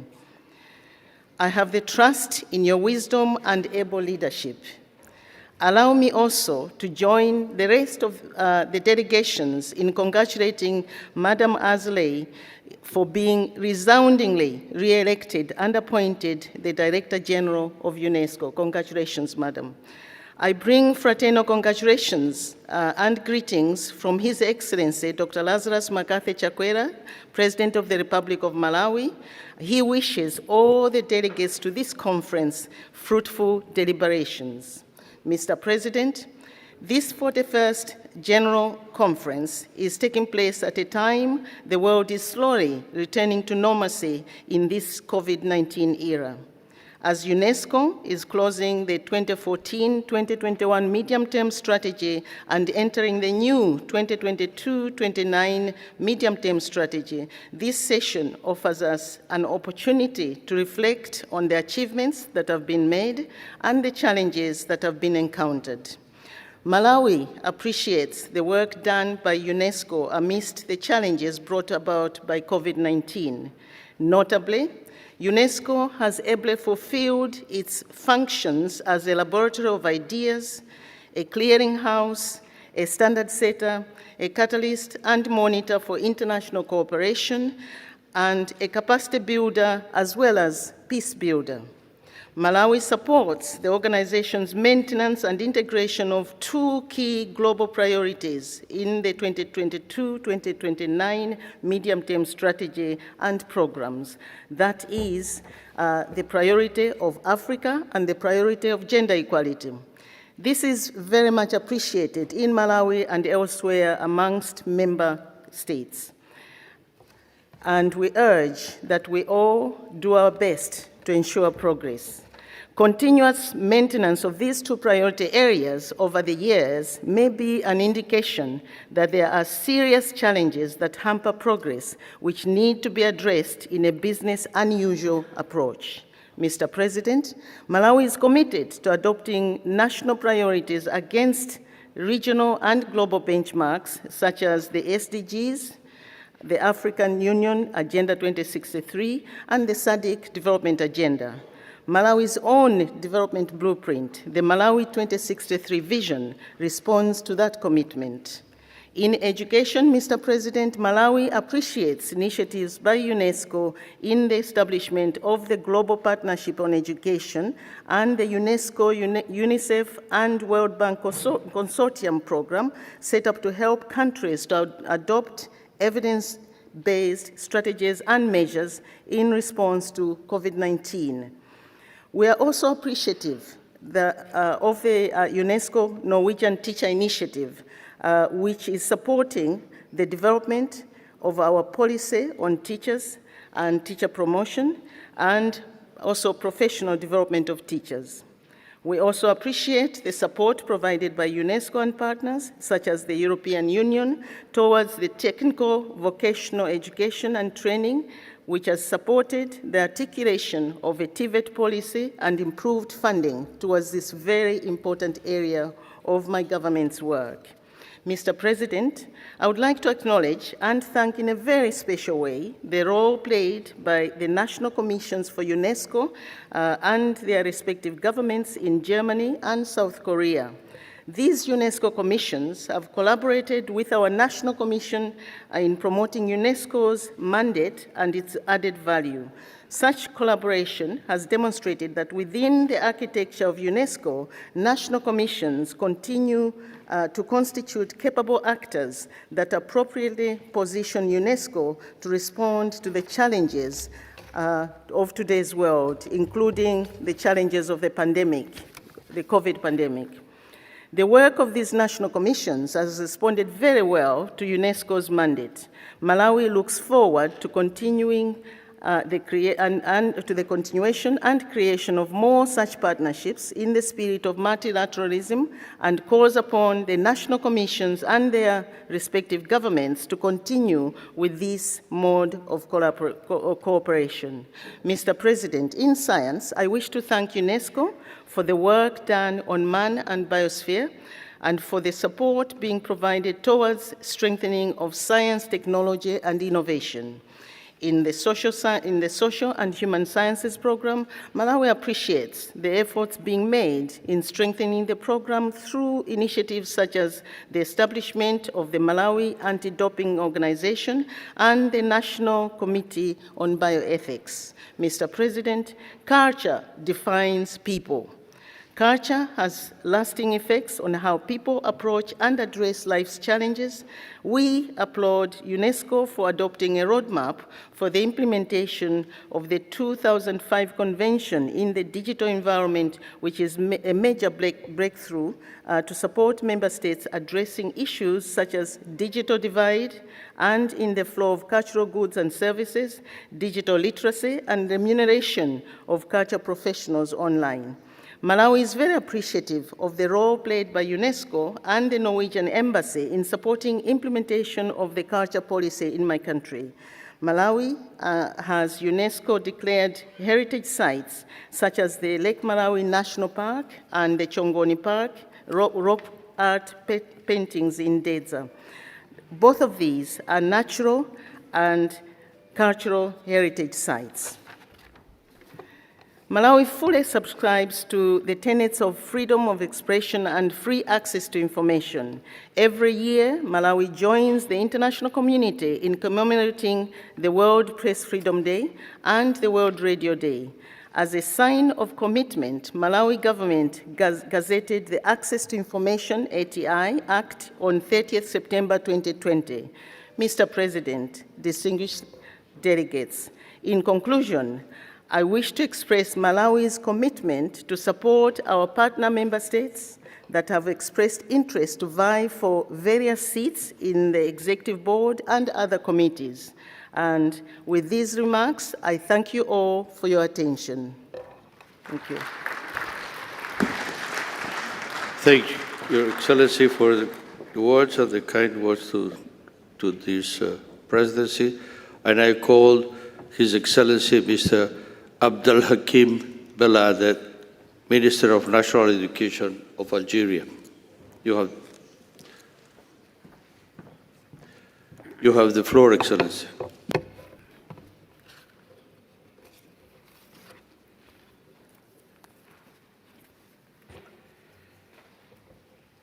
السيد رئيس المؤتمر العام، السيدة المديرة العامة لليونسكو، السيد رئيس المجلس التنفيذي، أصحاب المعالي والسعادة، السيدات والسادة الحضور، اسمحوا لي في البداية أن أتقدم بالتهنئة إلى السيد سانتياغو إيرازابيل موراو، السفير المندوب الدائم لدولة البرازيل لدى منظمة اليونسكو، على انتخابه رئيساً للدورة 41 للمؤتمر العام لمنظمة اليونسكو. كما أهنئ السيدة المديرة العامة على إعادة انتخابها لنفس المهمة لعودة جديدة. السيد الرئيس، يسعدني باسمي الخاص وباسم الوفد الجزائري الذي أترأسه أن أحمل إليكم سلاما حارا من الأمة الجزائرية العريقة، وأنقل لكم تحيات وتقدير حكومتنا وشعبنا، وأعبر لكم عن خالص شكرنا وامتناننا للعمل الدؤوب الذي تقوم به منظمة اليونسكو في سبيل نشر العلم وترقية الثقافة الإنسانية وضمان تربية ذات نوعية وجامعة لجميع أطفال العالم. ينعقد مؤتمرنا العام في سياق عالمي يتسم بانتشار جائحة كورونا التي شلت العالم قاطبة، وبالنسبة لبلد الجزائر فإن تأثير الجائحة دفعنا إلى إعادة تنظيم التمدرس لضمان الحق في التعليم لكل المتعلمين، مع التقيد بالقواعد الوقائية الصحية للمحافظة على سلامة الجميع. هذا الأمر جعلنا نقتحم عالم التعليم الرقمي وتطوير التعليم عن بعد، حيث تم تطوير عدة أرضيات لتقديم دروس لجميع المستويات التعليمية، مع استحداث قناة تلفزيونية متخصصة لذات الغرض. فضلا على اعتماد التعليم الهجين في مؤسسات التربية والتعليم العالي. في هذا المقام اسمحوا لي أن أتوجه بالشكر والعرفان للمعلمين في بلادي ولكل الذين قدموا نموذجا يقتدى به من حيث الانضباط في تطبيق البروتوكول الصحي وفي تضحياتهم من أجل ضمان تمدرس أبنائنا رغم الضغوط والتعقيدات التي فرضتها الجائحة على تنظيم التمدرس منذ ظهورها. وانطلاقا من مبادئ إلزامية مواصلة الدراسة وتفضيل العمل الحضوري قدر الإمكان وتحسبا للدخول المدرسي 2021-2022 ووفقا لتعليمات السيد رئيس الجمهورية، تم إعداد استراتيجية وطنية لعملية التلقيح ضد فيروس كورونا مع ضمان إعطاء الأولوية لتلقيح كل مستخدمي قطاع التربية قبل الدخول المدرسي، الذي صادف انطلاق مجمع صيدال الجزائري في إنتاج أولى الدفعات من اللقاح المصنع محليا ضد هذا الفيروس تحت مسمى كورونا فاك. السيدات والسادة، عرفت الجزائر خلال العامين الماضيين استحقاقات وطنية في مجال البناء الديمقراطي، بدأت بانتخاب السيد عبد المجيد تبون رئيسا للجمهورية في 12 ديسمبر 2019، وهو الذي فاز بجدارة واستحقاق بثقة الشعب الجزائري العظيم الذي عقد العزم على الهبة والانتصار، فكان رد الرئيس ملؤه خدمة الوطن بتضحية واقتدار. فمن حقنا اليوم بل حري بنا نحن الجزائريون والجزائريات بتاريخنا وشعبنا وعلاقة أمتنا الاعتزاز والافتخار، ونحن ماضون في تأسيس دعائم ومقومات الجزائر الجديدة التي حررها الشهداء الأبطال ويرعاها أبناؤها الأخيار. ولأجل ذلك باشر السيد الرئيس جملة من الإصلاحات الجوهرية والشجاعة التي من شأنها التأسيس لدعائم الجزائر الجديدة المكرسة لدولة الحق والقانون والعدالة الاجتماعية والشفافية وحرية التعبير واحترام الآخر والعيش معا وإشاعة ثقافة السلم وثبات الموقف ونصرة القضايا العادلة في العالم والذود على الحرمة وحمى الوطن.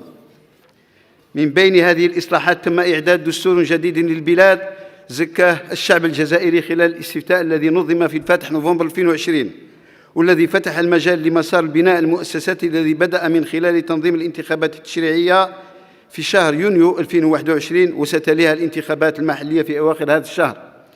أما في قطاع التربية والتعليم يجب التذكير أنه منذ الاستقلال قامت الجزائر بجهود كبيرة أبرزها القرار السيادي والدستوري الذي نص على إلزامية ومجانية التعليم.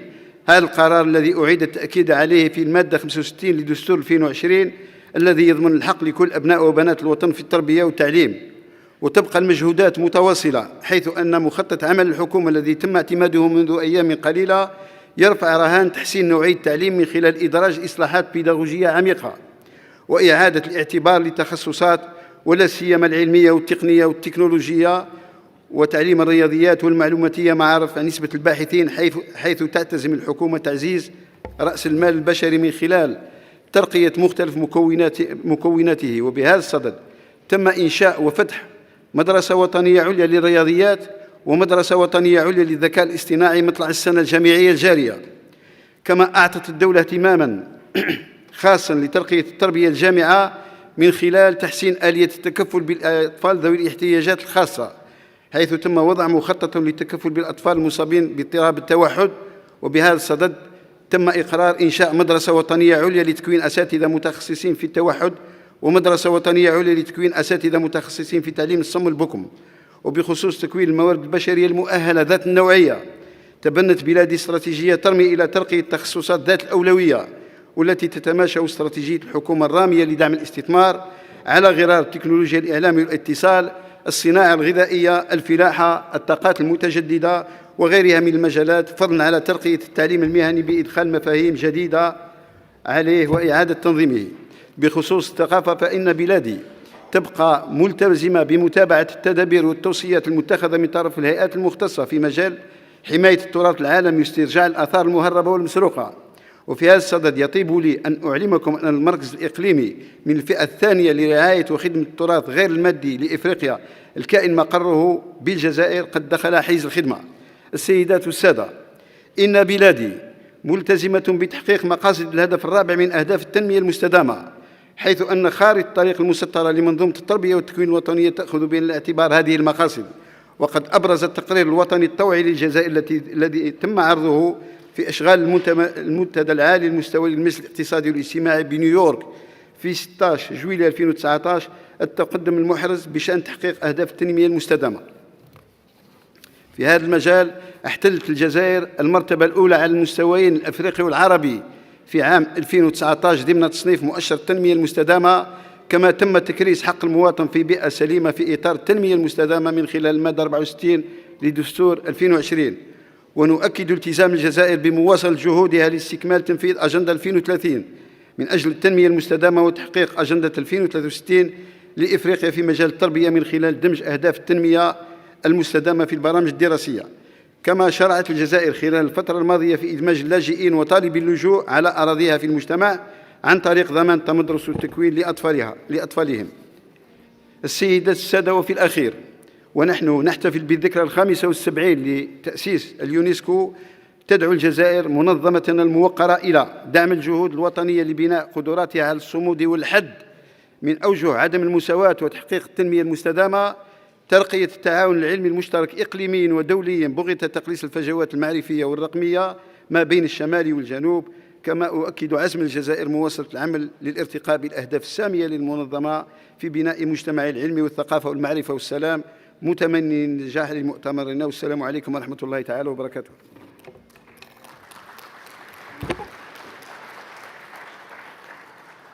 Thank you. Thank you, Your Excellency. Now I call Her Excellency Mrs. Delphine Edith Emmanuel Aduki, Minister of Higher Education of the Republic of Congo.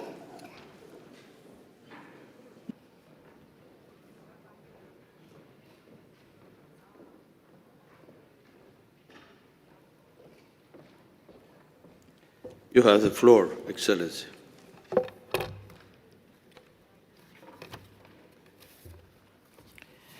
Monsieur le Président de la 41e session de la Conférence générale, Monsieur le Président du Conseil exécutif, Madame la Directrice générale de l'UNESCO, distingués membres des délégations des États membres en vos rangs, grades et toutes préséances confondues, Mesdames et Messieurs, permettez-moi, au nom de la République du Congo, d'adresser nos vives félicitations à Son Excellence Monsieur Ahmed Attay Genzizer, Président de la 40e Conférence générale, à Son Excellence Monsieur Agapito Mba Mokyu et à Madame Audrey Azoulay, Directrice générale, pour la détermination et le talent dont ils ont fait preuve pour la préparation et la tenue en présentiel de la présente session. Je ne manquerai pas aussi de féliciter et d'assurer de notre soutien Madame Audrey Azoulay pour sa brillante réélection au poste de directrice générale de notre organisation. Mes félicitations s'adressent aussi à Son Excellence M. Santiago Irazabel Mourao, président de la 41e Conférence générale, ainsi qu'à tous les vice-présidents pour le soutien que nous leur accordons dans la réalisation de leur noble mission au service de notre organisation. Mesdames et Messieurs, la pandémie à Covid-19 a conduit la République du Congo à l'adoption à diverses restrictions, sous la clairvoyante direction de Son Excellence, Monsieur le Président Denis Sassou Nguesso, et le peuple congolais a fait preuve d'une résilience indéniable, expérimentant, grâce à l'UNESCO, la continuité pédagogique. La République du Congo a fait du développement durable sa priorité et s'est fixé comme objectif notamment la protection de l'environnement, l'exploitation rationnelle de ses ressources naturelles, une offre d'éducation de qualité pour tous, la promotion du genre, la sauvegarde de son patrimoine culturel, la promotion de la paix et du vivre ensemble. C'est dans cette vision que se construit la construction d'un système éducatif dont l'UNESCO constitue l'un des partenaires majeurs, assurant ainsi une formation diversifiée de qualité tournée vers l'employabilité des jeunes. C'est cette vision qui nous a permis, avec le concours de l'UNESCO, de conduire notre politique scientifique avec notamment pour résultat la création de plusieurs centres et instituts de recherche et surtout l'affectation de 25% du budget national à l'éducation et à la recherche scientifique. C'est enfin cette vision qui est à l'origine du Fonds bleu du bassin du Congo, de la protection des tourbières, de l'inauguration du Centre d'excellence d'Oyo en énergie renouvelable, du Centre national de formation des enseignants de Mouyondi et de l'organisation des États généraux de l'éducation. Au plan culturel, la République du Congo soutient l'inscription au patrimoine immatériel de la rumba. Excellences, Monsieur le Président de la Conférence générale, Mesdames et Messieurs les membres de délégation, la République du Congo soutient la résolution de l'UNESCO relative notamment à je vous prie de m'excuser, analysant les projets du budget 2022 et 2023 et le projet de la stratégie du moyen terme 2022-2029, la République du Congo soutient leur alignement aux objectifs du programme de développement durable 2030 en espérant un effet accélérateur de l'action de l'UNESCO dans l'atteinte de ces objectifs. Concernant le projet de programme et budget, le Congo souhaite que le taux de croissance global de 9,8% de ce budget soit reflété au niveau du programme de participation et de l'action en faveur des femmes. Dans le grand programme 1 Éducation, nous saluons les efforts de l'UNESCO et de l'Institut des statistiques de l'UNESCO dans la mise en œuvre de l'ODD 4, notamment dans la formulation des indicateurs les plus adaptés à chaque situation nationale.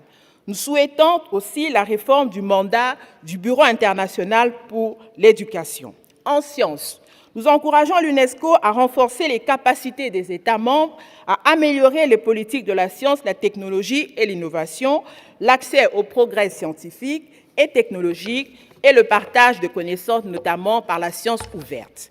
À ce sujet, la République du Congo a mis en place un comité national sur la science ouverte et soutient la recommandation y afférente.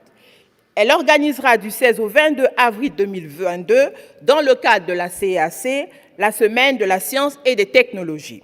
Dans la même veine, nous soutenons l'avant-projet de recommandation sur l'éthique de l'intelligence artificielle et sollicitons l'appui de l'UNESCO à notre deuxième université publique qui abritera le Centre africain de recherche en intelligence artificielle, centre de catégorie de portée continentale. Enfin, pour conclure, d'une part, je ne manquerai pas de solliciter votre soutien à la candidature de la République du Congo en qualité de membre du Conseil exécutif. D'autre part, je souhaiterais réaffirmer notre foi en l'avenir de l'UNESCO et nous féliciter de l'exécution des engagements pris dans le cadre du mémorandum signé entre l'UNESCO et le Congo lors de la mémorable visite de la directrice générale à Brazzaville en octobre 2020. Je souhaite plein succès à nos travaux et vous remercie.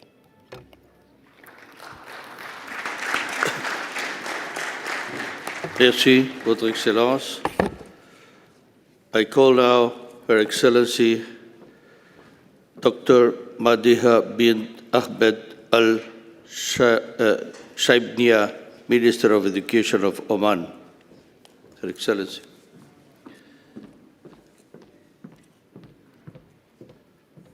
You have the floor, Her Excellency.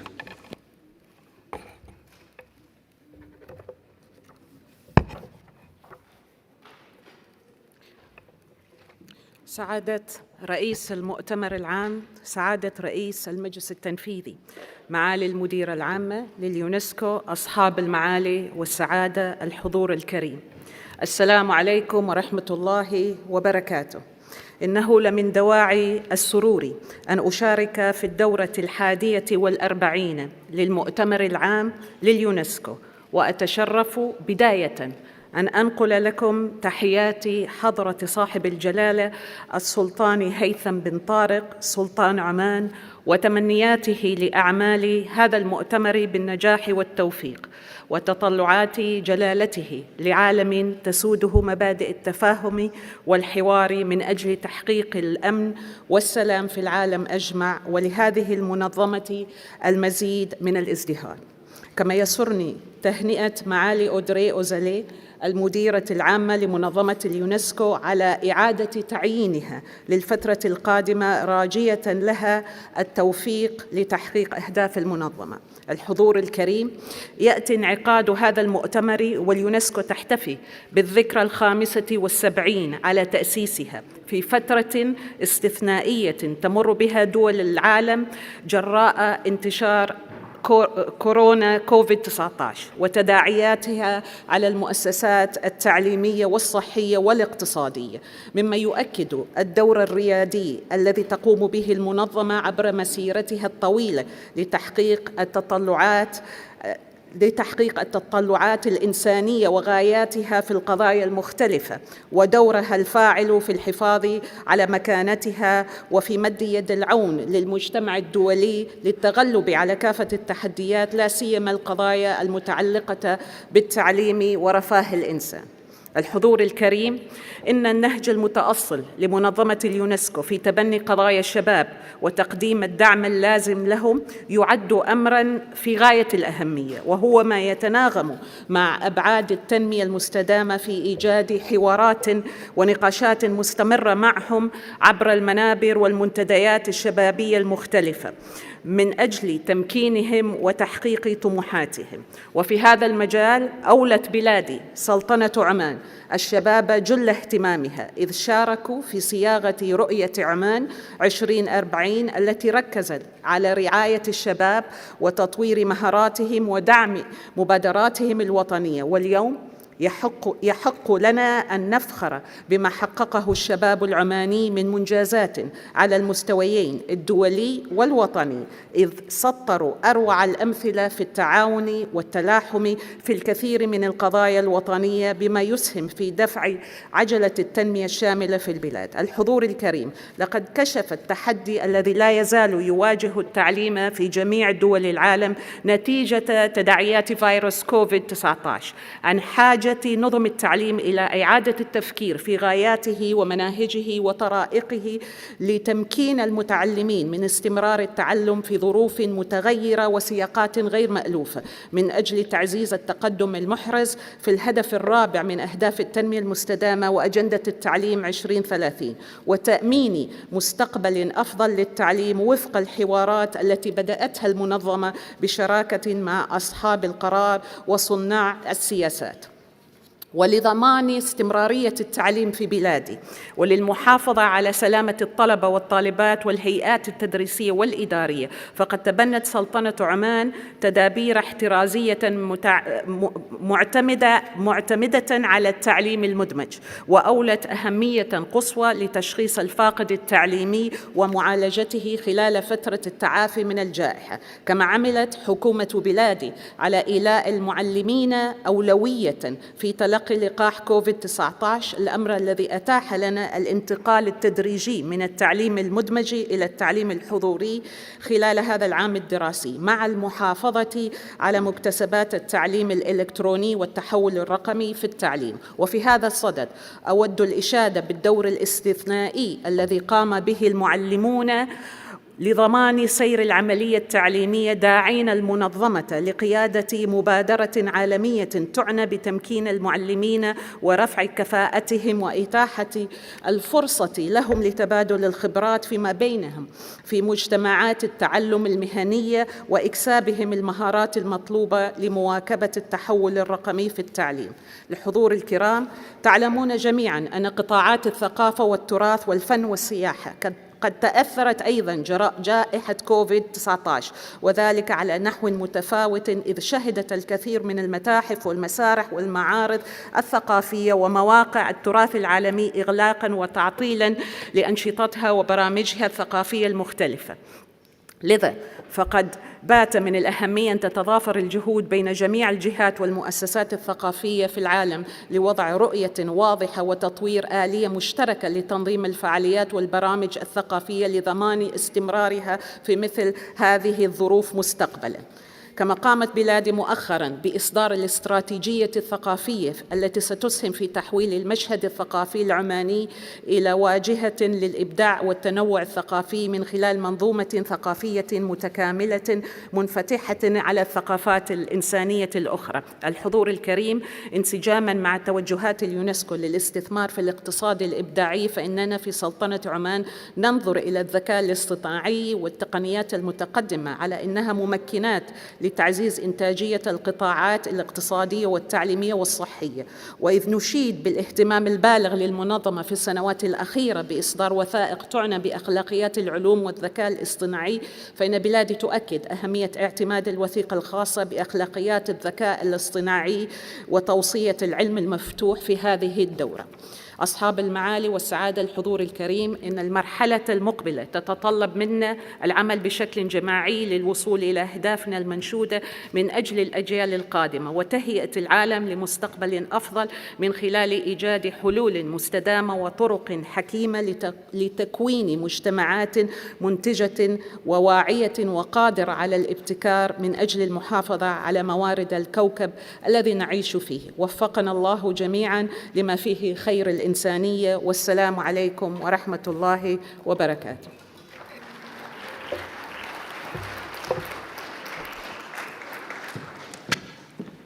I thank you very much for your words. Now I call Professor Nikolai Denkov, His Excellency, Minister of Education and Science of Bulgaria. We are going to watch a pre-recorded video. You have the floor, Your Excellency. Dear President of the General Conference of UNESCO, dear Mr. Chairperson of the Executive Board of UNESCO, dear Director General of UNESCO, Your Excellencies, dear delegates. I would like to start by congratulating Director General of UNESCO, Mrs. Audrey Azoulay, on her appointment for second consecutive term as the head of the organization. We highly appreciate the work of Ms. Azoulay and of UNESCO's Secretariat, which successfully lead the organization in the way of reforms under difficult conditions. I also extend congratulations to the newly elected President of the General Conference. I am confident that his rich professional experience will contribute to the fruitful discussions in the spirit of the ideas and principles of our organization. The global health crisis proved once again the exceptional power of international cooperation, the importance of solidarity, and the role of consistency and efficiency of our efforts to achieve peace and stability. This goal, set by our ancestors 75 years ago, resonates even stronger today. It is our common duty to achieve it. UNESCO has a leading role in the realization of the ambitious UN Agenda 2030. Bulgaria is an active and consistent partner in this global effort. One of the important steps to make progress in the implementation of the Sustainable Development Goal number 4 is to strengthen the global educational architecture. We welcome the leading role of UNESCO in the consultation process, the global coordination, and the related cooperation mechanism. Our priorities in this process are the professional qualification and the lifelong learning, which are essential components of the global educational program. An important task for us is the implementation of a clear and long-term policy aimed at protection of the tangible and non-tangible cultural heritage. We are aware that new threats endanger the world heritage and its diversity, which requires the entire international community to participate in its protection, management, and popularization. Along with the cultural diversity that promotes the free exchange of ideas between cultures, we consider the cultural heritage as a powerful tool for economic growth and for development of creative economy, digital environment, and jobs of tomorrow. The Republic of Bulgaria considers as a high priority the preservation of traditions and customs as a vector of sustainability. Proof of this consistent commitment is the active work of the Regional Center for the Safeguarding of Intangible Cultural Heritage in Southeastern Europe, situated in Sofia. This center continued its activity during the harsh pandemic conditions, and Bulgaria will initiate a renewal of the agreement with UNESCO for this center, which proved to be a key actor in safeguarding the intangible cultural heritage in the region. Bulgaria is proud that via the UNESCO Bulgarian Trust, it finances a series of projects in the priority areas, such as fight against anti-Semitism through education, enhancing sustainability to climate changes in the context of protection, the cultural and natural heritage. The inequalities between different countries and regions deepened during the COVID period, which brought up the crucial role of science, technologies, and innovations in developing more stable and resilient societies. The essential need of open and inclusive science has been proven, involving enhanced cooperation and solidarity. Bulgaria adopted the UNESCO recommendation for open science and included it as an integral part of all new scientific initiatives. Recognizing the importance of the artificial intelligence for the deep transformation of our times, we have to make sure that it serves the humanity while respecting the human rights and dignity. Bulgaria took part of the broad consultation process of drafting the UNESCO recommendation of the ethics of artificial intelligence. In conclusion, I express once again Bulgaria's confidence that all together we should continue to make solidarity efforts for expanding the UNESCO influence for development of the processes leading to the well-being and prosperity of the mankind. I wish success to the General Conference of UNESCO and thank you for your attention.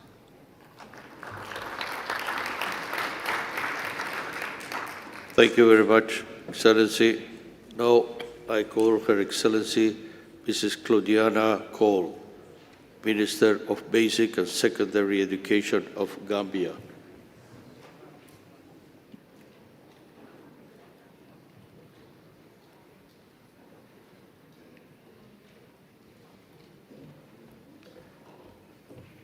Zavira Powell, Madam.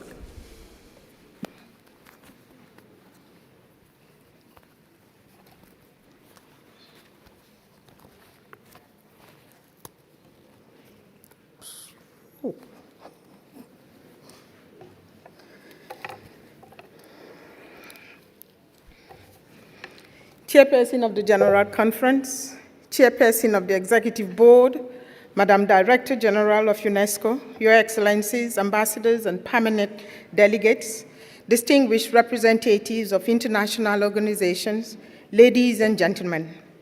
Please allow me to congratulate the Chair and President of Conference on his election, and also to congratulate the Director General of UNESCO, Madam Azule, on her re-election for a second term, and to thank her for all the support that she's been giving to my country, the Gambia.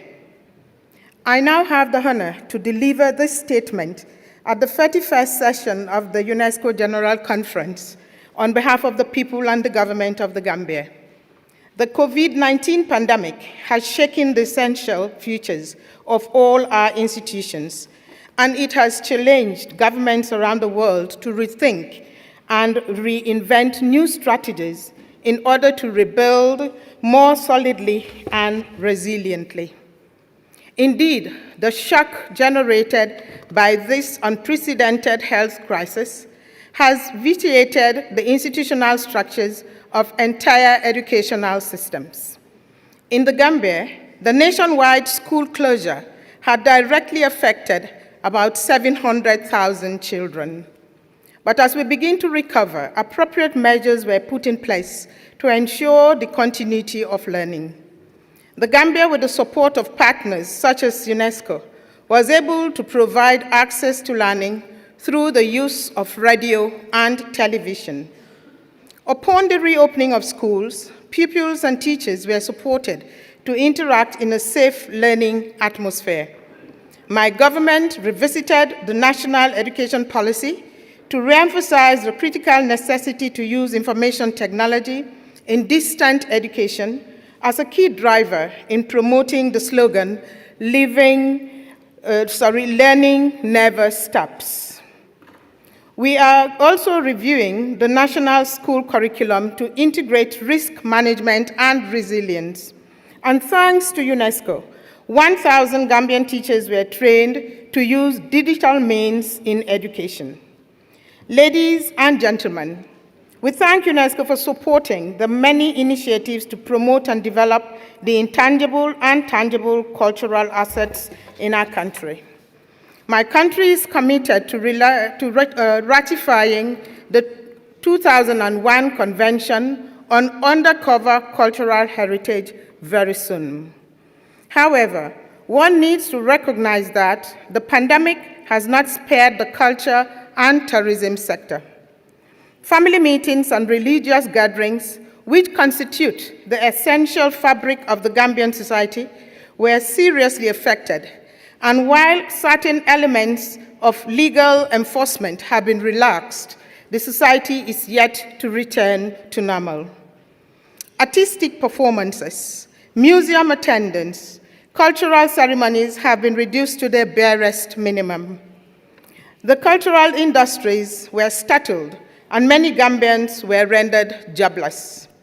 As we recognize the fact that transformation of a resilient cultural landscape resides on a responsive culture policy that seizes the dynamism of the youth, we envisage to capitalize on the vast opportunities that the digital world is offering. New talents are emerging and creativity is being harnessed, allowing the rekindling of many aspects of our culture. Ladies and gentlemen, the Gambia continues to be engaged in the irreversible process of peace. As we reiterate our commitment to building a nation where the press is free, our country has undergone major reforms in the media and information domain.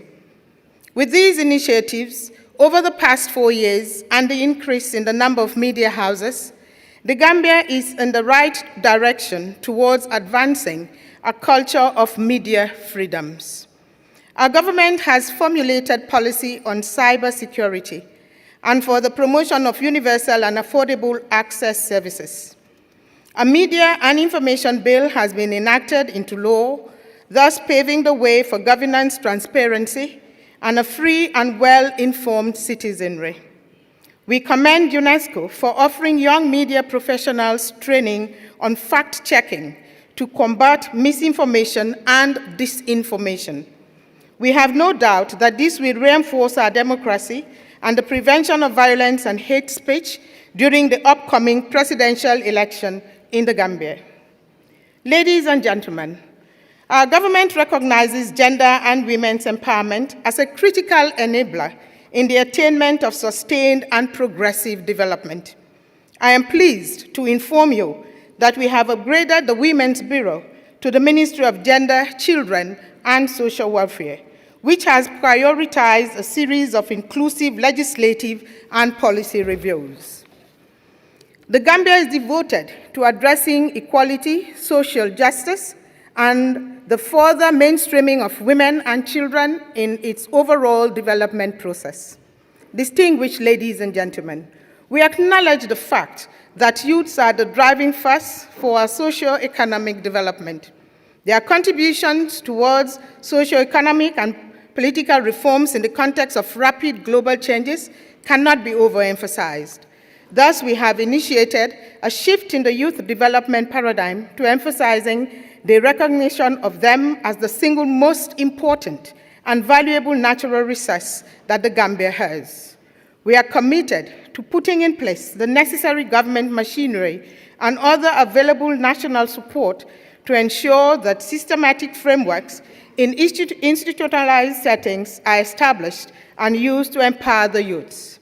We thank UNESCO COICA for supporting the development of the first sector-wide policy on TVET in the Gambia. Distinguished ladies and gentlemen, the Gambia commends UNESCO for its leading role during the COVID-19 crisis, particularly all the efforts made in combating and alleviating the negative impact of the pandemic. We are confident that we will continue to work with UNESCO to devise and implement policies and programs that will collectively make our world a safer, resilient, and a better place for all mankind.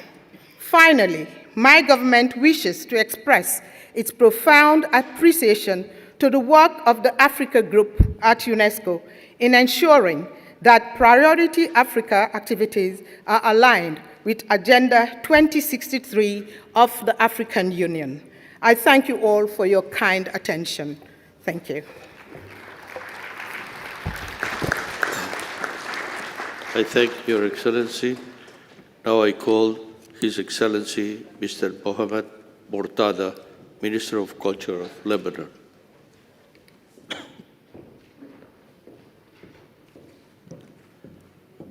You have the floor, Excellency.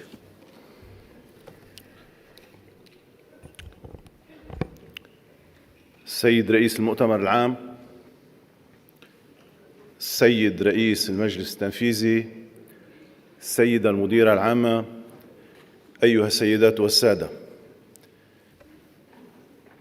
جئتكم من لبنان، من بلدي حميد فرنجي رئيس المؤتمر العام الذي استضافته بيروت، وبلدي عارف الريس وإشارات قدموس التي ترتفع على أحد جدران منظمتنا ضمن مجموعة الأونسكو للأعمال الفنية، وبلدي أنطوان غطاس كرم صاحب كتاب عبد الله من سلسلة الروائع الأدبية للمنظمة، وبلدي الإمام موسى الصدر وكمال جنبلاط والشيخ صبحي الصالح والمطران جورج خضر والأب يواكيم مبارك والمطران غريغوار حداد وكثيرين غيرهم ممن بادروا إلى إجراء حوار مسيحي إسلامي في قاعات هذه المنظمة عام 1977 لتكون مبادرتهم فاتحة ما عرف لاحقا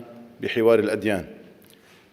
وبلد العديد ممن ساهموا في قضايا هذه المنظمة منذ اشتراكه في تأسيسها وصولا إلى نجاة صليبة وعبل السباع اللتين نالتا جائزة لوريال الأونسكو للنساء في العلوم. جئتكم من لبنان ناقلا تهنئة الدولة اللبنانية وتهنئة الشخصية للسيد سانتياغو موراو لانتخابه رئيسا للمؤتمر العام، متمنيا له وللمؤتمر النجاح فيما ينتظره من أعمال وموضوعات مهمة، والمديرة العامة السيدة أزولي لانتخابها لولاية ثانية، متمنيا لها دوام التوفيق والنجاح في مساعيها لإبراز دور الأونسكو في عالم يتلظى في أتون العنصرية والعنف والجهل والاحتباس الحراري وتوسع الهوة المعرفية والرقمية بين شعوبه الذين يستصرخون ضمير الإنسانية الذي تجسده منظمتنا من أجل إنقاذهم مما هم فيه عالقون. وأغتنم هذه المناسبة لنهنئ أنفسنا وجميع الدول الأعضاء بالعيد 75 للأونسكو، آملا أن نحتفل بالمئوية وقد تحقق الكثير من الأهداف النبيلة التي تطمح إليها منظمتنا كتحديث التربية وحماية الحريات والمحافظة على التراث المادي وغير المادي للحضارة البشرية، وتمكين المرأة والشباب وحماية الصحفيين وإنهاء ظاهرة الإفلات من العقاب وصولا إلى عالم أفضل تستعيد فيه الإنسانية جوهر كينونتها. وينبغي لي أن أذكر بأن بيروت التي استضافت المؤتمر العام الثالث سنة 1948 شيدت لتلك المناسبة قصرا لا يزال اسمه حتى اليوم قصر الأونسكو، ومنه اتخذ الحي الذي أقيم أنا فيه في بيروت فصار حي الأونسكو. وبيروت منذ العام 1961 تستضيف مكتبا فاعلا إقليميا، وهي العاصمة التي صنفتموها مدينة مبدعة للأدب عام 2019 بعدما كانت عاصمة عالمية للكتاب في العام 2009. وغير بعيد منها تقع مدينة جبيل أم الأبجدية وناقلتها إلى العالم التي تستضيف المركز الدولي لعلوم الإنسان. بيروت كانت ولا تزال الشاهدة على جوهر رسالة هذه المنظمة من خلال المبادرة التي أطلقتها المديرة العامة مشكورة في ذكرى انفجار 4 آب 2020 وسمتها لبيروت، مبادرة سباقة كرست الأونسكو من خلالها وضع التعليم والثقافة في صلب جهود الإغاثة في حالات الطوارئ منذ لحظتها الأولى. وتستمر هذه المبادرة بنجاح عبر جهود المنظمة ودعم الدول الأعضاء في إظهار الروح الحقيقية للأونسكو. والحقيقة أيها السيدات والسادة أنه على الرغم من الأزمات الصحية والاقتصادية والاجتماعية الحادة التي تعصف بلبنان وبمؤسساته التربوية والثقافية، والتي كان من نتائجها القاسية هجرة الأدمغة وتعريض مستقبل الشباب للضياع والحؤول دون تمكن السلطات المختصة من تحقيق كامل أهداف الألفية لناحية شمولية التعليم، فإن لبنان لم يتوقف عن السعي إلى المحافظة على دوره الريادي في التربية والثقافة والحفاظ على مواقعه الأثرية ومحاربة الاتجار غير المشروع بالقطع الأثرية عبر التعاون مع المنظمة والهيئات الدولية المعنية، ولم يتوقف كذلك عن إيلاء التنوع الثقافي الذي هو هواء لبنان أولوية قصوى. لكن أزمات لبنان التي تزداد وطأتها بالاعتداءات الإسرائيلية المتمادية وبوجود مئات الآلاف من اللاجئين الفلسطينيين والنازحين السوريين المنتشرين على كامل الجغرافيا اللبنانية ممن ينوء بهم الاقتصاد، توجب على منظمتنا دعوة قادة العالم إلى إيجاد حلول جذرية للمسألتين الفلسطينية والسورية برفع الاحتلال ووقف الاعتداء واجتثاث الإرهاب وفقا لقرارات الأمم المتحدة ومبادئ حقوق الإنسان ومقتضيات ثقافة السلام. في عامها 75 تتألق الأونسكو على رأس القضايا الكبرى التي يواجهها العالم، بدءا من قضية مستقبل التربية والتعليم في زمن الإنترنت والذكاء الاصطناعي، مرورا بالحاجة إلى وضع الثقافة في قمة أولويات الدول لارتباطها الوثيق بالتنمية، وصولا إلى مسألة حماية البيئة والمحيط الحيوي. إن لبنان حريص على البقاء في طليعة الدول المتوسكة برسالة الحرية والتعددية والتنوع، فهو بتكوينه مساحة عيش واحد ولقاء وحوار. أما ما عجزت عنه الحروب العسكرية المتكررة التي جرى خوضها ضده وفيه من أجل إخضاعه وهدم دوره، وآخرها الهجمة التكفيرية التي تهددت سوريا وامتدت إلى لبنان، فتخاض اليوم بشكل آخر، منها تأليب اللبنانيين بعضهم على بعض ورفع الحواجز النفسية وتأجيج الغرائزية والطائفية. وهذا ما يتهدد التنوع اللبناني ونوعيته المتميزة، ويتهدد بالتالي فرادة لبنان، بل السبب الموجب لبقائه ككيان. ووزارة الثقافة مصرة على أن تلعب دورا على مستوى بناء جسور التلاقي التي وحدها تجعلنا نخرج من كهوفنا النفسية ونستعيد ثقتنا بذواتنا، ليبقى لبنان وفيا لدوره قائما به على أكمل وجه تحقيقا لرسالته الإنسانية ولمعنى وجوده. دمتم بخير. عاشت الأونسكو منارة تشع على الإنسانية تعاونا وتعاضدا وعلما وثقافة وسلاما، وعاش وطني حبيبي لبنان. والسلام عليكم.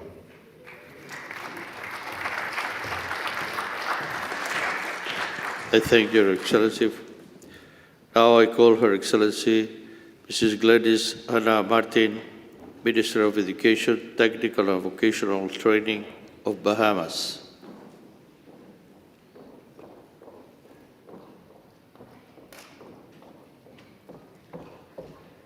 You have the floor, Excellency.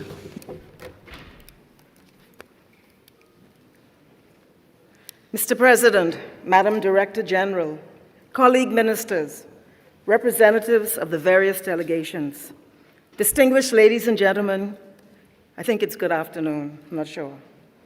It is an honor and esteemed privilege to have this opportunity to address the 41st General UNESCO Conference as the Minister of Education and Technical and Vocational Training for the Commonwealth of the Bahamas. I bring greetings on behalf of our Governor General, His Excellency, the Most Honorable Sir Cornelius A. Smith, and the Honorable Philip Davis, Prime Minister, and indeed the people of the Bahamas. We congratulate Madam Director General on her re-election. We also congratulate UNESCO on the celebration of its 75th anniversary. We are proud that the Bahamas has been a full member of this august body for 40 of those 75 years. We are gratified that over these decades, we have participated fully and engaged in wide-ranging collaboration and cooperation. The world has changed very much over these years, and today we face emerging challenges which threaten our planet and all of its inhabitants collectively. One such issue is climate change and global warming. We in the Bahamas understand this most painfully and all too well. Just last week, our Prime Minister, Philip Davis, addressed the United Nations COP26 Leaders Summit in Glasgow, Scotland, on this pressing matter of climate change. He advised that the Bahamas, my home, is among the 10 most vulnerable island nation-states in the world. We understood this vulnerability in a most practical way in 2019, when our nation was hit by a Category 5 hurricane called Dorian. Dorian devastated significant portions of two economic centers in our country, the islands of Abaco and Grand Bahama. It killed untold numbers, the exactitude of which are still unknown, and left in its wake many traumatized by the horrific events which were witnessed firsthand by the many who watched loved ones die and had to fight to save their own lives in the 23-foot high wall of water and 185-mile force winds and tornado activity. The cost of that hurricane is estimated in the region of $3.4 billion and impacts on the economy that will last for years. And we are still in the midst of picking up the pieces in many ways, including in the delivery of education of those affected islands.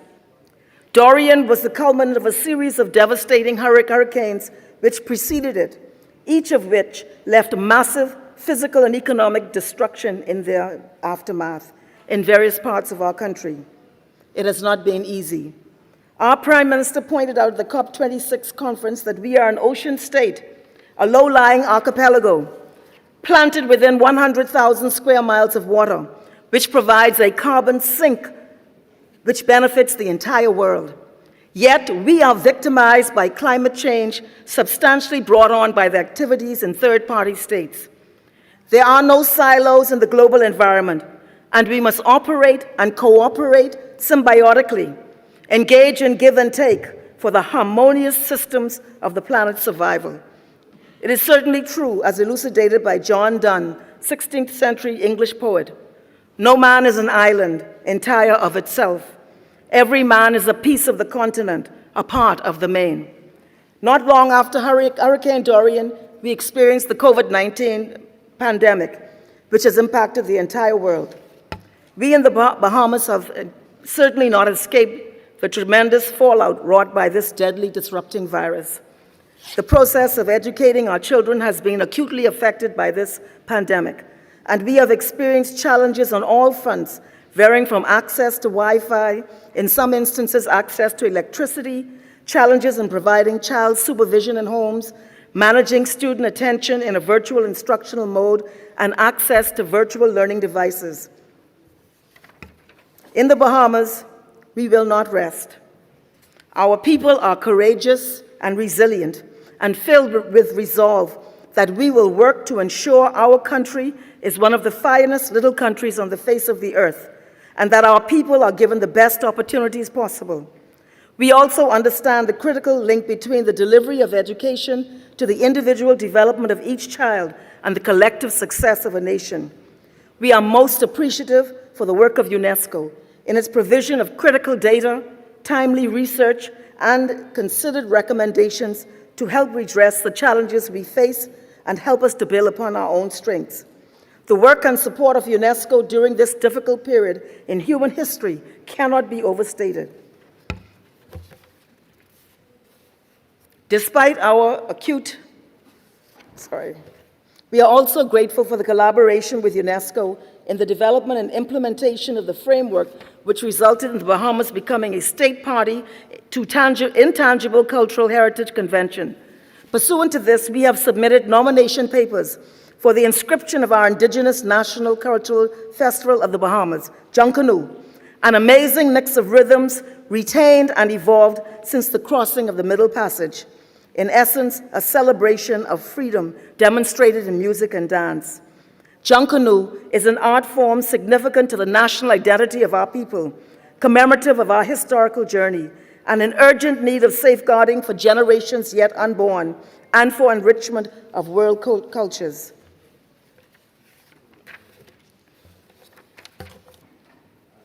Despite our acute vulnerabilities and ongoing challenges, we have dug deep and determined that we will create a new day for our people, that we will bring about the necessary adaptation and implement pragmatic change to secure the future progress of our people. In this regard, we are re-envisioning virtual learning for our archipelagic state, developing policy that is data-driven, actively reviewing the curriculum, facilitating lifelong learning and professional development for our educators, and establishing universal pre-primary education.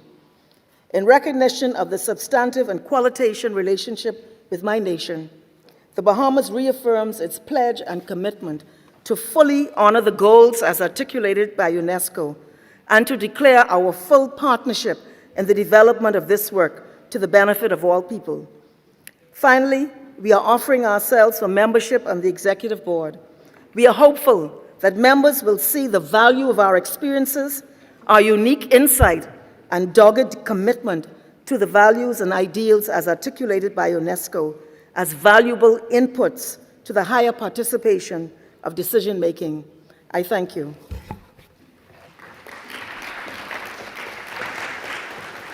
I thank Her Excellency. Now I call His Excellency Professor Ansu Soni, Minister of Education of Liberia.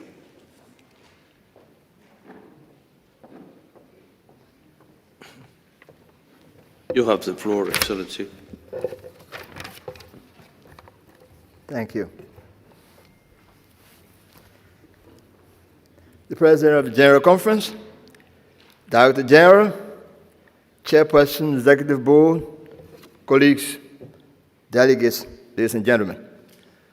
I join other member states in expressing Liberia's profound congratulations to UNESCO on the 75th anniversary of its founding, of which convention Liberia is a signatory. It cannot be emphasized even more that because of UNESCO and its mission and its programs, that this world is becoming a better place over the past 75 years, and that we can begin to breathe the peace throughout the world and in all nations. Liberia also wishes to congratulate you, Mr. President, for the election to chair this 41st session of the General Conference, and accordingly, we pledge our support. Similarly, we express our appreciation again for the works of the Director General the past 4 years, and congratulate her for being re-elected to the post as Director General of UNESCO. Again, you have our support. 75 years ago, history tells that UNESCO became an entity in the architecture of United Nations systems. Liberia stands proud to have been present 75 years ago as a founding member nation, whose signatory endorsed the philosophy of this enterprising embodiment of the concept of the United Nations, particularly after the aftermath of a destructive calamity unprecedented upon mankind, cells of wars. In celebration of these 75 years, Liberia's President, His Excellency Dr. George Weah, among other excellencies of his standing, has accepted an invitation to grace the occasion and make representation confirming support for the UNESCO agenda for the years to come.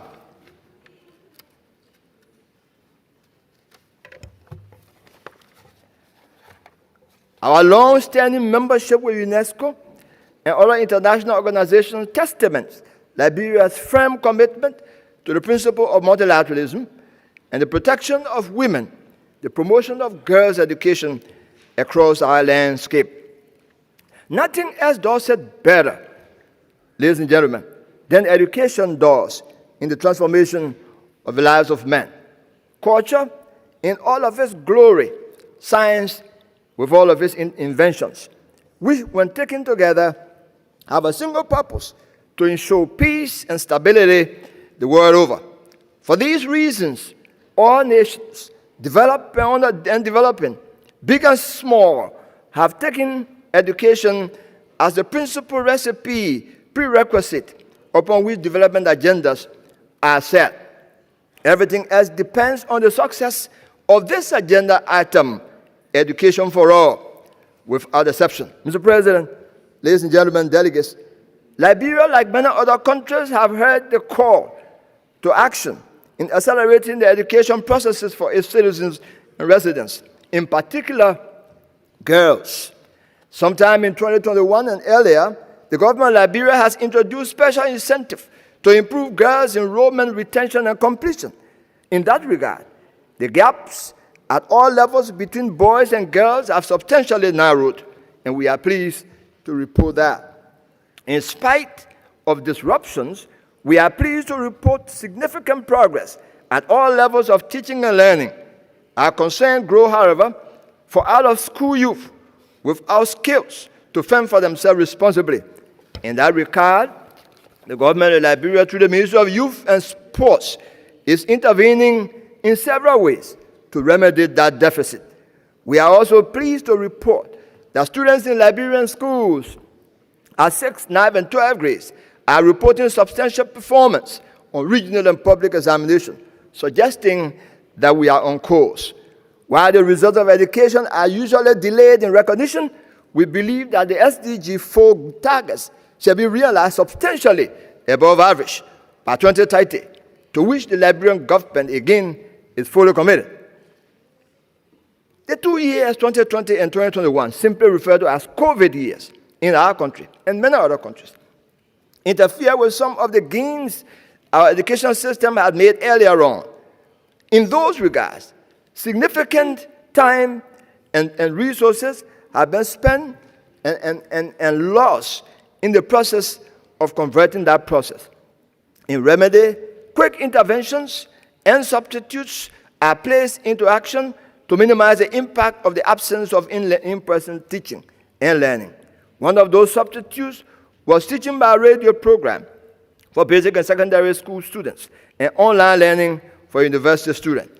That pilot, however, has given reason for the Ministry of Education to begin a full-scale development of a platform for continuous teaching and learning through the use of radio and television and other digital platforms, to be fully commissioned by mid-2022. The lectures to be enrolled on that teaching platform are being developed for all grades.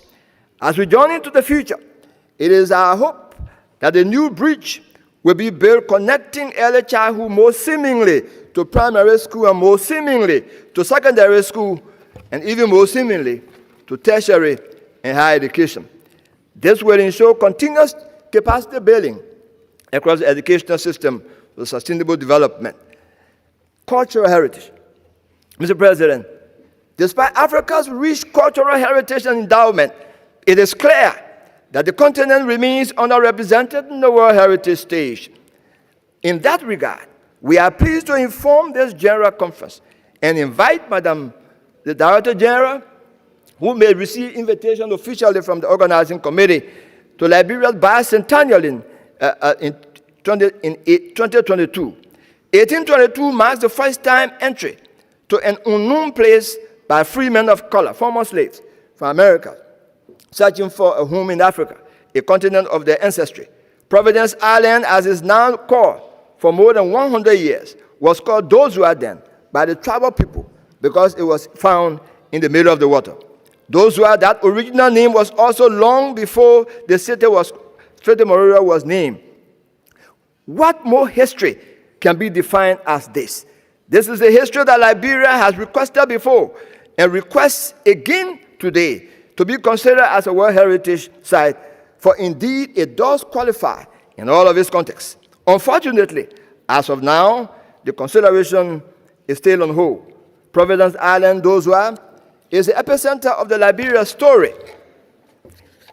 The historic Providence Island being the epicenter of the Liberian story, founded with bravery in the midst of colonialism and land grabs all across Africa during that century. The nation which championed most of the ambitions that led to the wave of independence and self-determination across the African continent in the 1900s. Just as Liberia is a small country with nearly 5 million people, but with an influential history, so also is the Providence Island, a small piece of land engulfed by water, becoming the embryo of Liberia, the only independent black African state surrounded by powerful colonial powers for more than a century. Mr. President, esteemed colleagues, what better justification can we give to further credential Liberia's long-standing request, as indicated, especially being a founding member of this great institution, UNESCO? On behalf of my president, Dr. George Manawia, and the Liberians all across the world, we stand in anticipation that a 200-year history will become recognized. The Providence Island, formerly Dozua, will receive acknowledgement into the World Heritage List, a recognition that we and friends of Liberia should never forget. By extension, we also request UNESCO to support us in the development of Liberia's biosphere reserve. Finally, Mr. President, Chair of the Executive Board, Madam Director General, distinguished delegates, we strongly believe that our collective effort in addressing the underperformance of education systems in the developing world, we will be in a better position to overcome the evils of unemployment, poverty, inequality, ignorance, and undesirable migration. Additionally, Liberia supports the initiative for soccer in all of our schools because we know that it brings unity and reconciliation. We are convinced that open science and artificial intelligence is the way forward for accelerating education in a profound way, and we shall commit our country to it. In conclusion, Your Excellency, Liberia joins other nations in presenting condolences to citizens of the world who lost loved ones to the hands of COVID and other forms of natural disasters in the past years. Thank you. It has been a pleasure. Thank you. Thank you very much, Excellency. Now, I call His Excellency Mr. Lars Schmeller, Vice Minister for European Affairs Management of Czech Republic.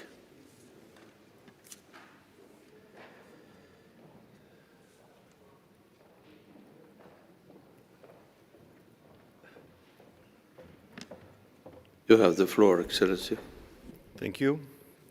So, Excellencies, ladies and gentlemen, it is a great honor for me to address the General Conference of UNESCO today on behalf of the Czech Republic.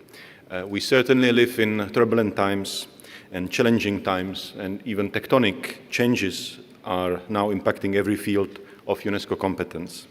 The ongoing pandemic has clearly shown the importance of equal access to education, the hunger for culture, knowledge, science, and access to free media and hate-free online environment.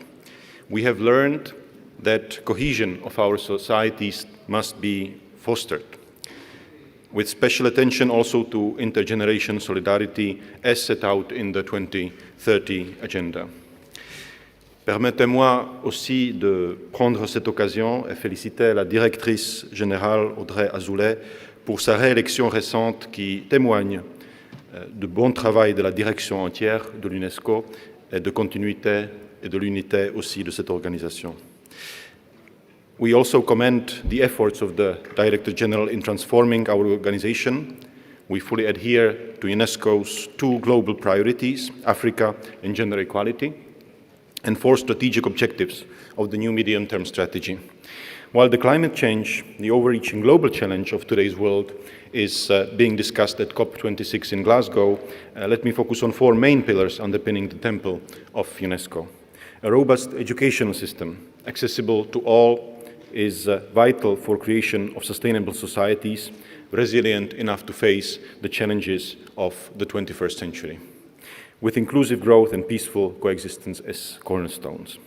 The Czech Republic has spearheaded the SDG 4 implementation, Last year, our government adopted a new strategy for the education policy up to 2030 and beyond, which promotes competencies in sustainable development, access to high-quality education for all, and digital literacy. Inclusive education is also one of the elements of poverty eradication. We have recently adopted a program focused on enhancing capacities of public universities in our partner developing countries. Education and educating in innovative approaches, gaining diverse skills and learning from experience are also crucial for maintaining respect for cultural and natural heritage and promoting cultural diversity.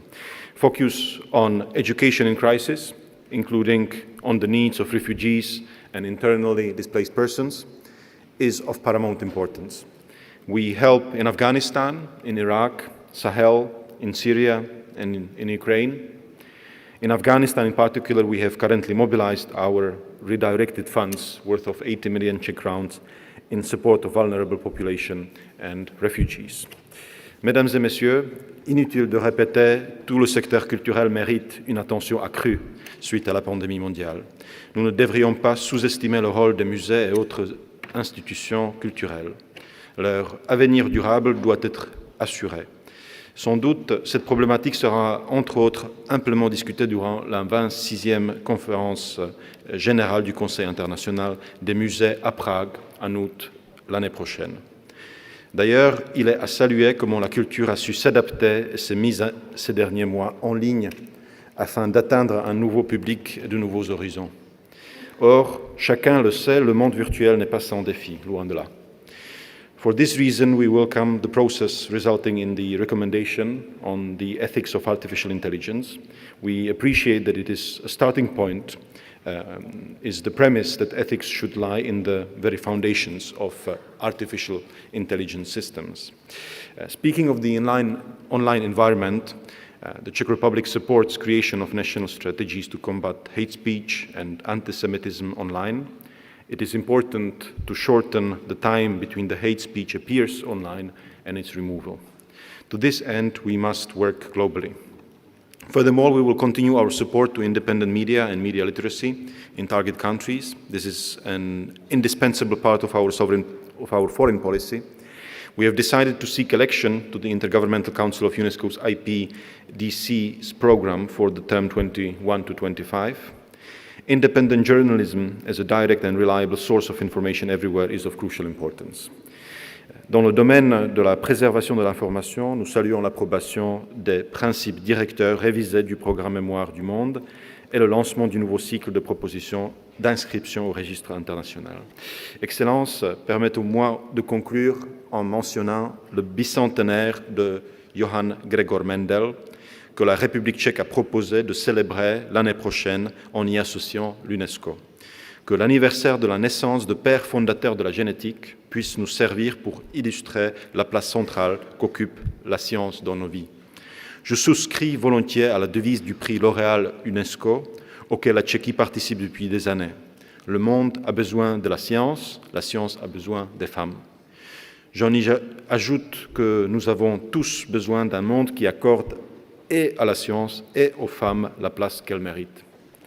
L'éducation, la culture, la communication et la science, les défis actuels dans tous ces secteurs sont de grande ampleur, tout comme le rôle que peut et doit assumer l'UNESCO en les affrontant. Vous pouvez compter sur le soutien de la République tchèque, vous pouvez compter sur notre soutien et je vous remercie de votre attention.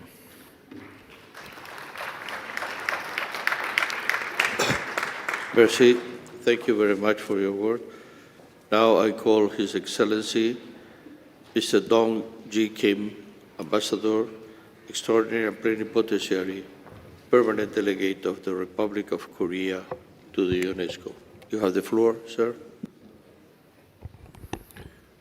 Mr. President of the General Conference, Mr. Chairperson of the Executive Board, Madam Director General, distinguished delegates, excellencies, ladies and gentlemen.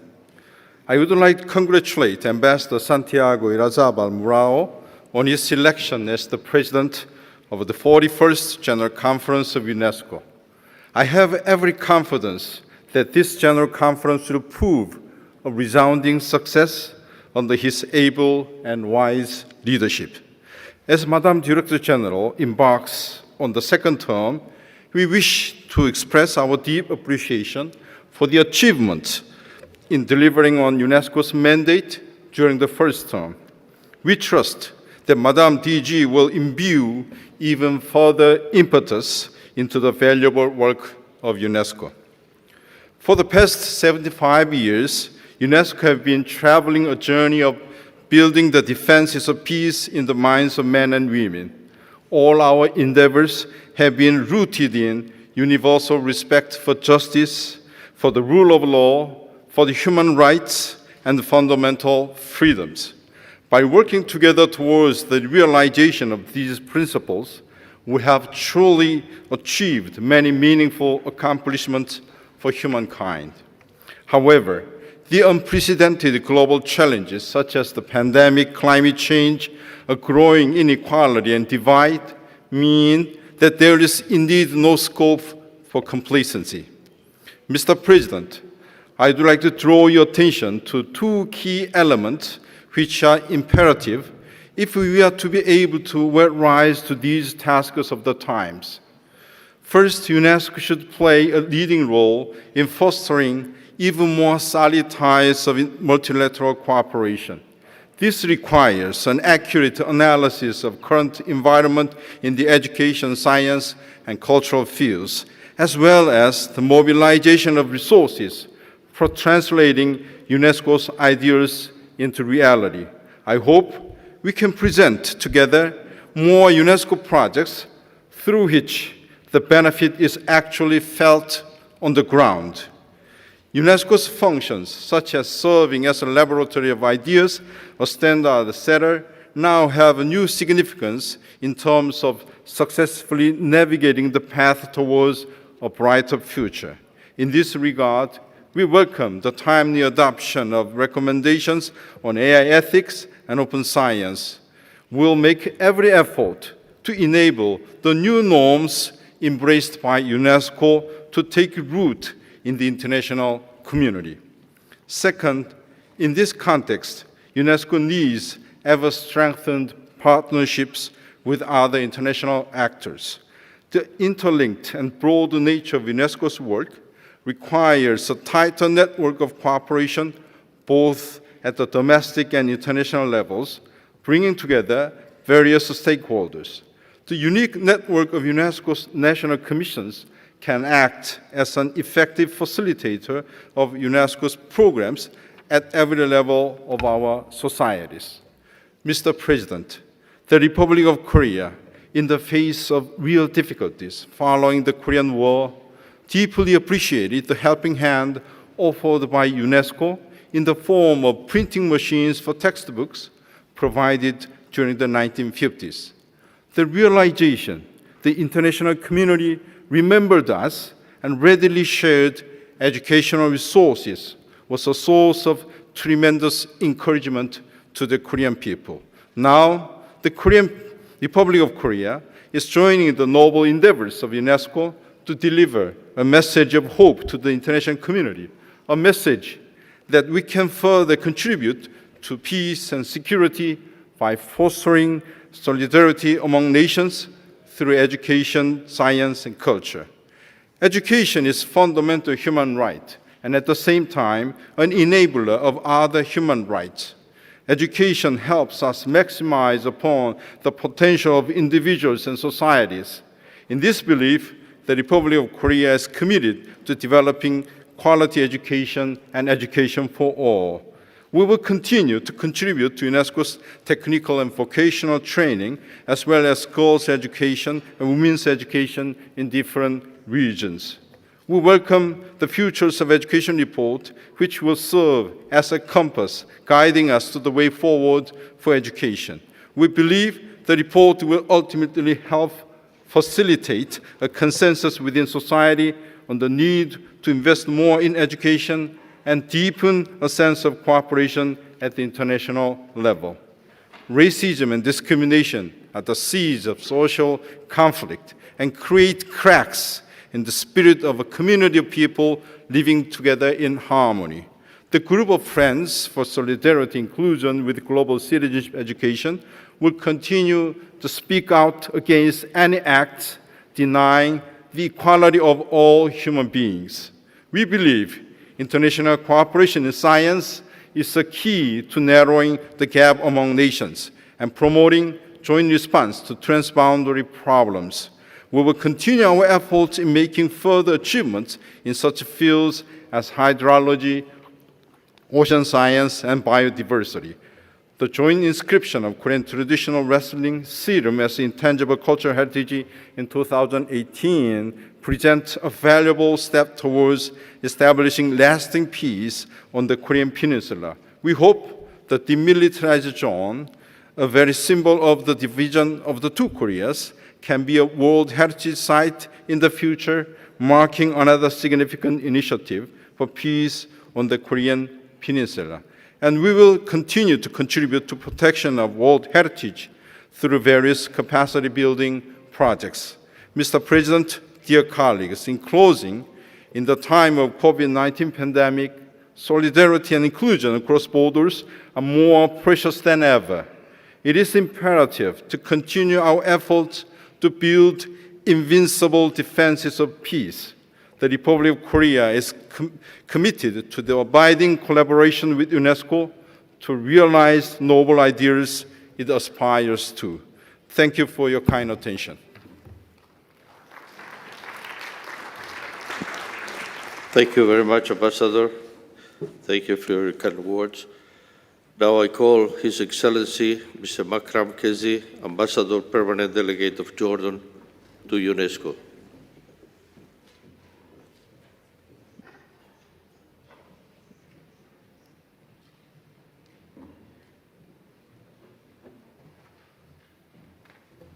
You have the floor, sir.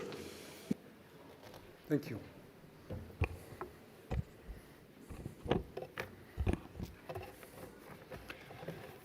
Monsieur le Président, Madame les directrices générales de l'UNESCO, Monsieur le Président du Conseil exécutif, Mesdames et Messieurs, je voudrais tout d'abord adresser mes félicitations à Son Excellence, Monsieur Santiago Razabel Mourao, pour son élection à la présidence de cette session de notre conférence générale.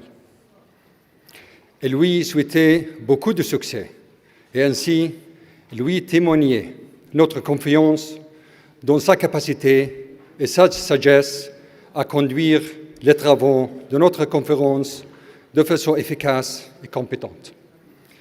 Je tiens également à adresser mes sincères félicitations à Son Excellence, Madame Audrey Azoulay, à l'occasion de sa réélection au poste de directrice générale à l'UNESCO et lui assurer de notre soutien ainsi que de notre confiance absolue. السيدات والسادة، إن دور اليونسكو يتمثل بقراءة المستقبل لتعزيز الشراكة العالمية والتنسيق والتعاون الدولي في تحقيق أهداف التنمية المستدامة والتعليم والثقافة والحفاظ على التراث، إضافة إلى مواجهة التحديات العالمية للتصدي لآثار التغير المناخي ووباء كوفيد-19، مما يدل على أن المنظمة تسير في خطى ثابتة لتحقيق الأهداف النبيلة التي أنشئت من أجلها.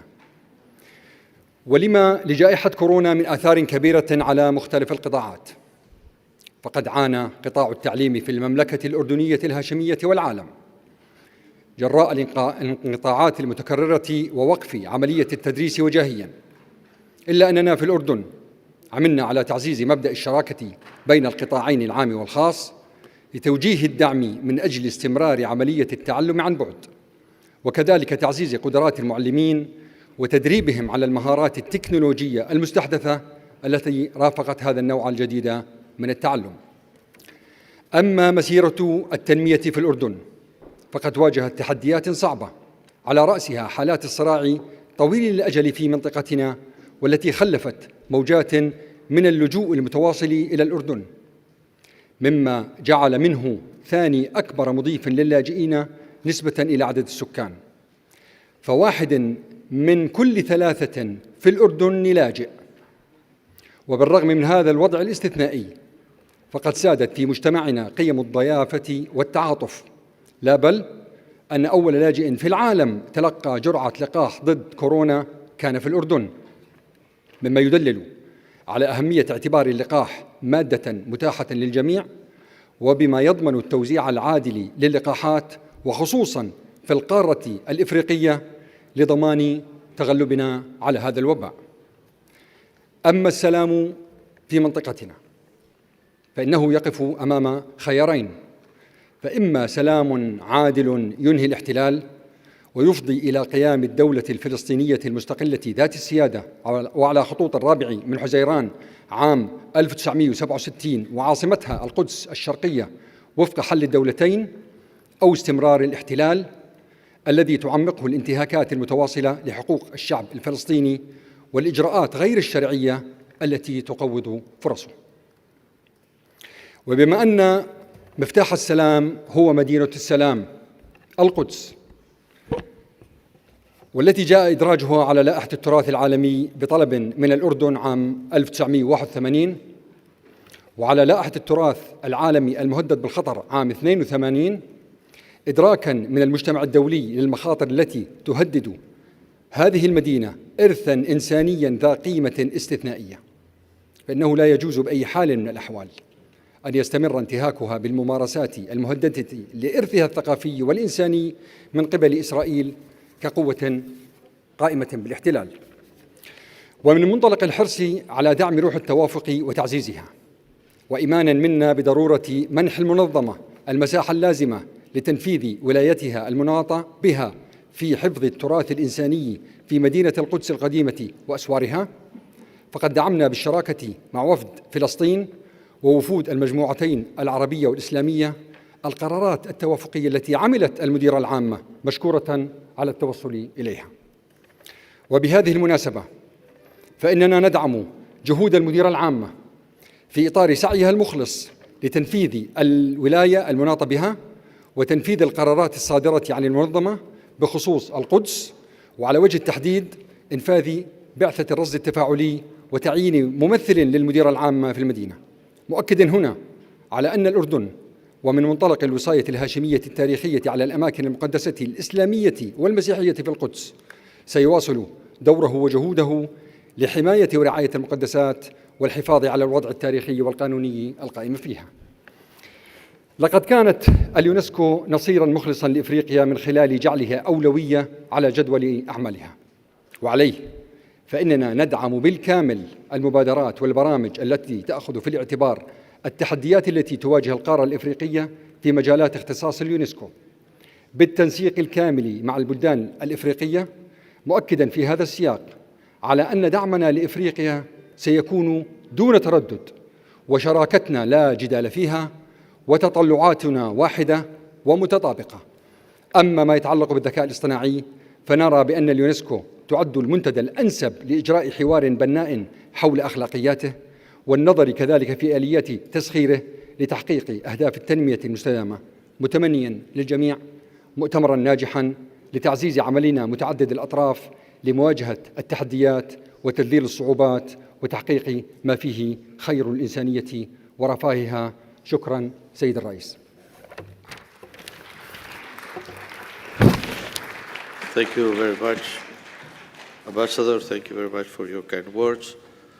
Now I will call Her Excellency Mr. Juvener Mahilo West, Ambassador Permanent Delegate of the Philippines to UNESCO, that will introduce a video message by Secretary of Foreign Affairs of Philippines, His Excellency Theodore Locsin, Jr. Thank you, Mr. President. Good afternoon, Excellencies, distinguished delegates, ladies and gentlemen.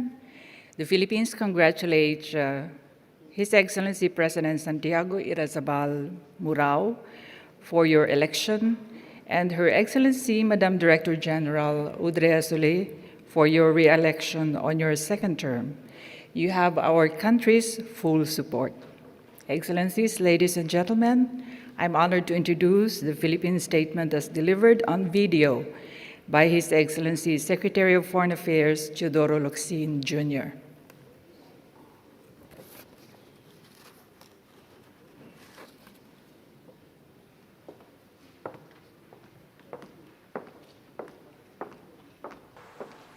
Excellencies, colleagues, on its 75th anniversary, the Philippines strongly reaffirms our commitment to UNESCO's principles and its objective of laying the foundations of peace in the minds of men and women through education, the sciences, and culture. Since 1946, the Philippines has strived to strengthen UNESCO's engagement with its members and ensure impartiality, independence, and balance in UNESCO's work. As a member of the Executive Board, we fully support UNESCO's global priorities on Africa and gender equality, its programs for small island developing states, youth, and indigenous peoples, and on addressing capacity building needs of the most vulnerable. UNESCO has achieved many gains, but the pandemic upended our efforts to promote human development in education, science, culture, and communication, and information. Social inequalities and divides further deepened. The Philippines has felt these setbacks deeply. Our solutions are predicated on the end of the pandemic, which is nowhere in sight. As one of the group of friends on global citizenship education, we advance the transformative role of education for moral and material progress. We have no need to combat discrimination and hate speech. As a subject people, we all suffered discrimination. Our war of independence at the turn of the 20th century was roundly defeated by the rising world hegemon. Mercifully, because the Americans preached, even if they did not always practice equality and free speech, to prepare us for democratic independence. We all started poor. World War II left us the most devastated capital, second only to Warsaw. We have no occasion to use hate speech, since we are all, without exception, rich and poor, of a mixed and colored race.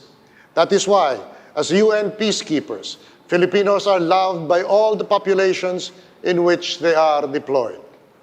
There are attempts at misinformation, but they fail. Filipinos are an unfailingly kind but always skeptical people. Even at its best, government hardly gets its side heard, let alone believed. This is a healthy thing. The grave dangers lie with netizens, as they call themselves. They always get the benefit of their doubtful, if not malicious, information. If it is just politics, it is the play of the vastly enhanced marketplace of misinformation or mistakes. But when it concerns public health and the economy, it can ruin countries, which is their aim. We support the Berlin Declaration on Education and Sustainable Development, which aims at, but rarely hits the target of environmental and climate action as core curriculum. We have begun to revert to limited in-person classes. The isolation has hurt our children stuck at home when they have a home. We are implementing blended education packages using digital and new technologies along with traditional and lifelong learning to provide educational materials to learners and teachers. We cannot have learning continuity and address learning loss without technology and innovation in education. The Philippine Innovation Act of 2018 anticipated the pandemic as a vital component of economic growth. For culture and natural science, our experts work with UNESCO to manage and conserve our cultural and natural heritage. UNESCO's project on thematic indicators for culture in the 2030 Agenda optimizes the contributions of our diverse cultures in implementing the SDGs with less resistance. We familiarize progress. As an archipelago in the path of typhoons, of increasing ferocity as climate inexorably changes, and as a country exposed to relentless man-made environmental degradation for profit, we support UNESCO initiatives in these areas.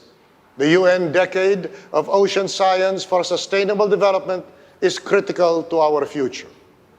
We support UNESCO's management of social transformation program to strengthen the interface between research and policy, knowledge and action. We are living in a time of overwhelming changes. Without evidence-based policy making, we will be boxing in the dark. UNESCO was born in the throes of a war to prevent the outbreak of another war. If it is to continue to achieve this lofty goal, we must move away from empty talk and equivocation, and quite simply, act. Thank you.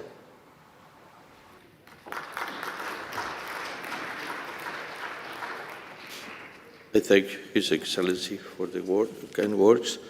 Ladies and gentlemen, as this was our last speaker in our list, I wish to inform you that the delegation, the DPRK, has asked for the right of reply to a statement made earlier.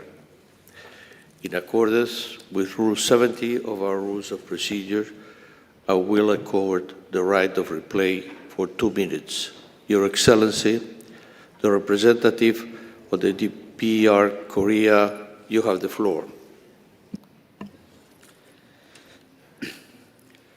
Mr. President, the delegation of the Democratic People's Republic of Korea asked the floor to clarify its position on the issue of inscription of Demilitarized Zone, DMZ, as World Heritage Site, which is raised by the South Korean delegation.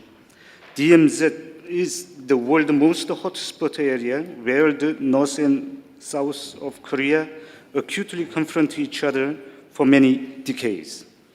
The South Korean authorities are talking about the inscription of the DMZ as World Heritage Site, but at the same time, behind the scene, they are accelerating the modernization of their offensive military equipment and the aggressive military exercises with foreign forces against the DPRK.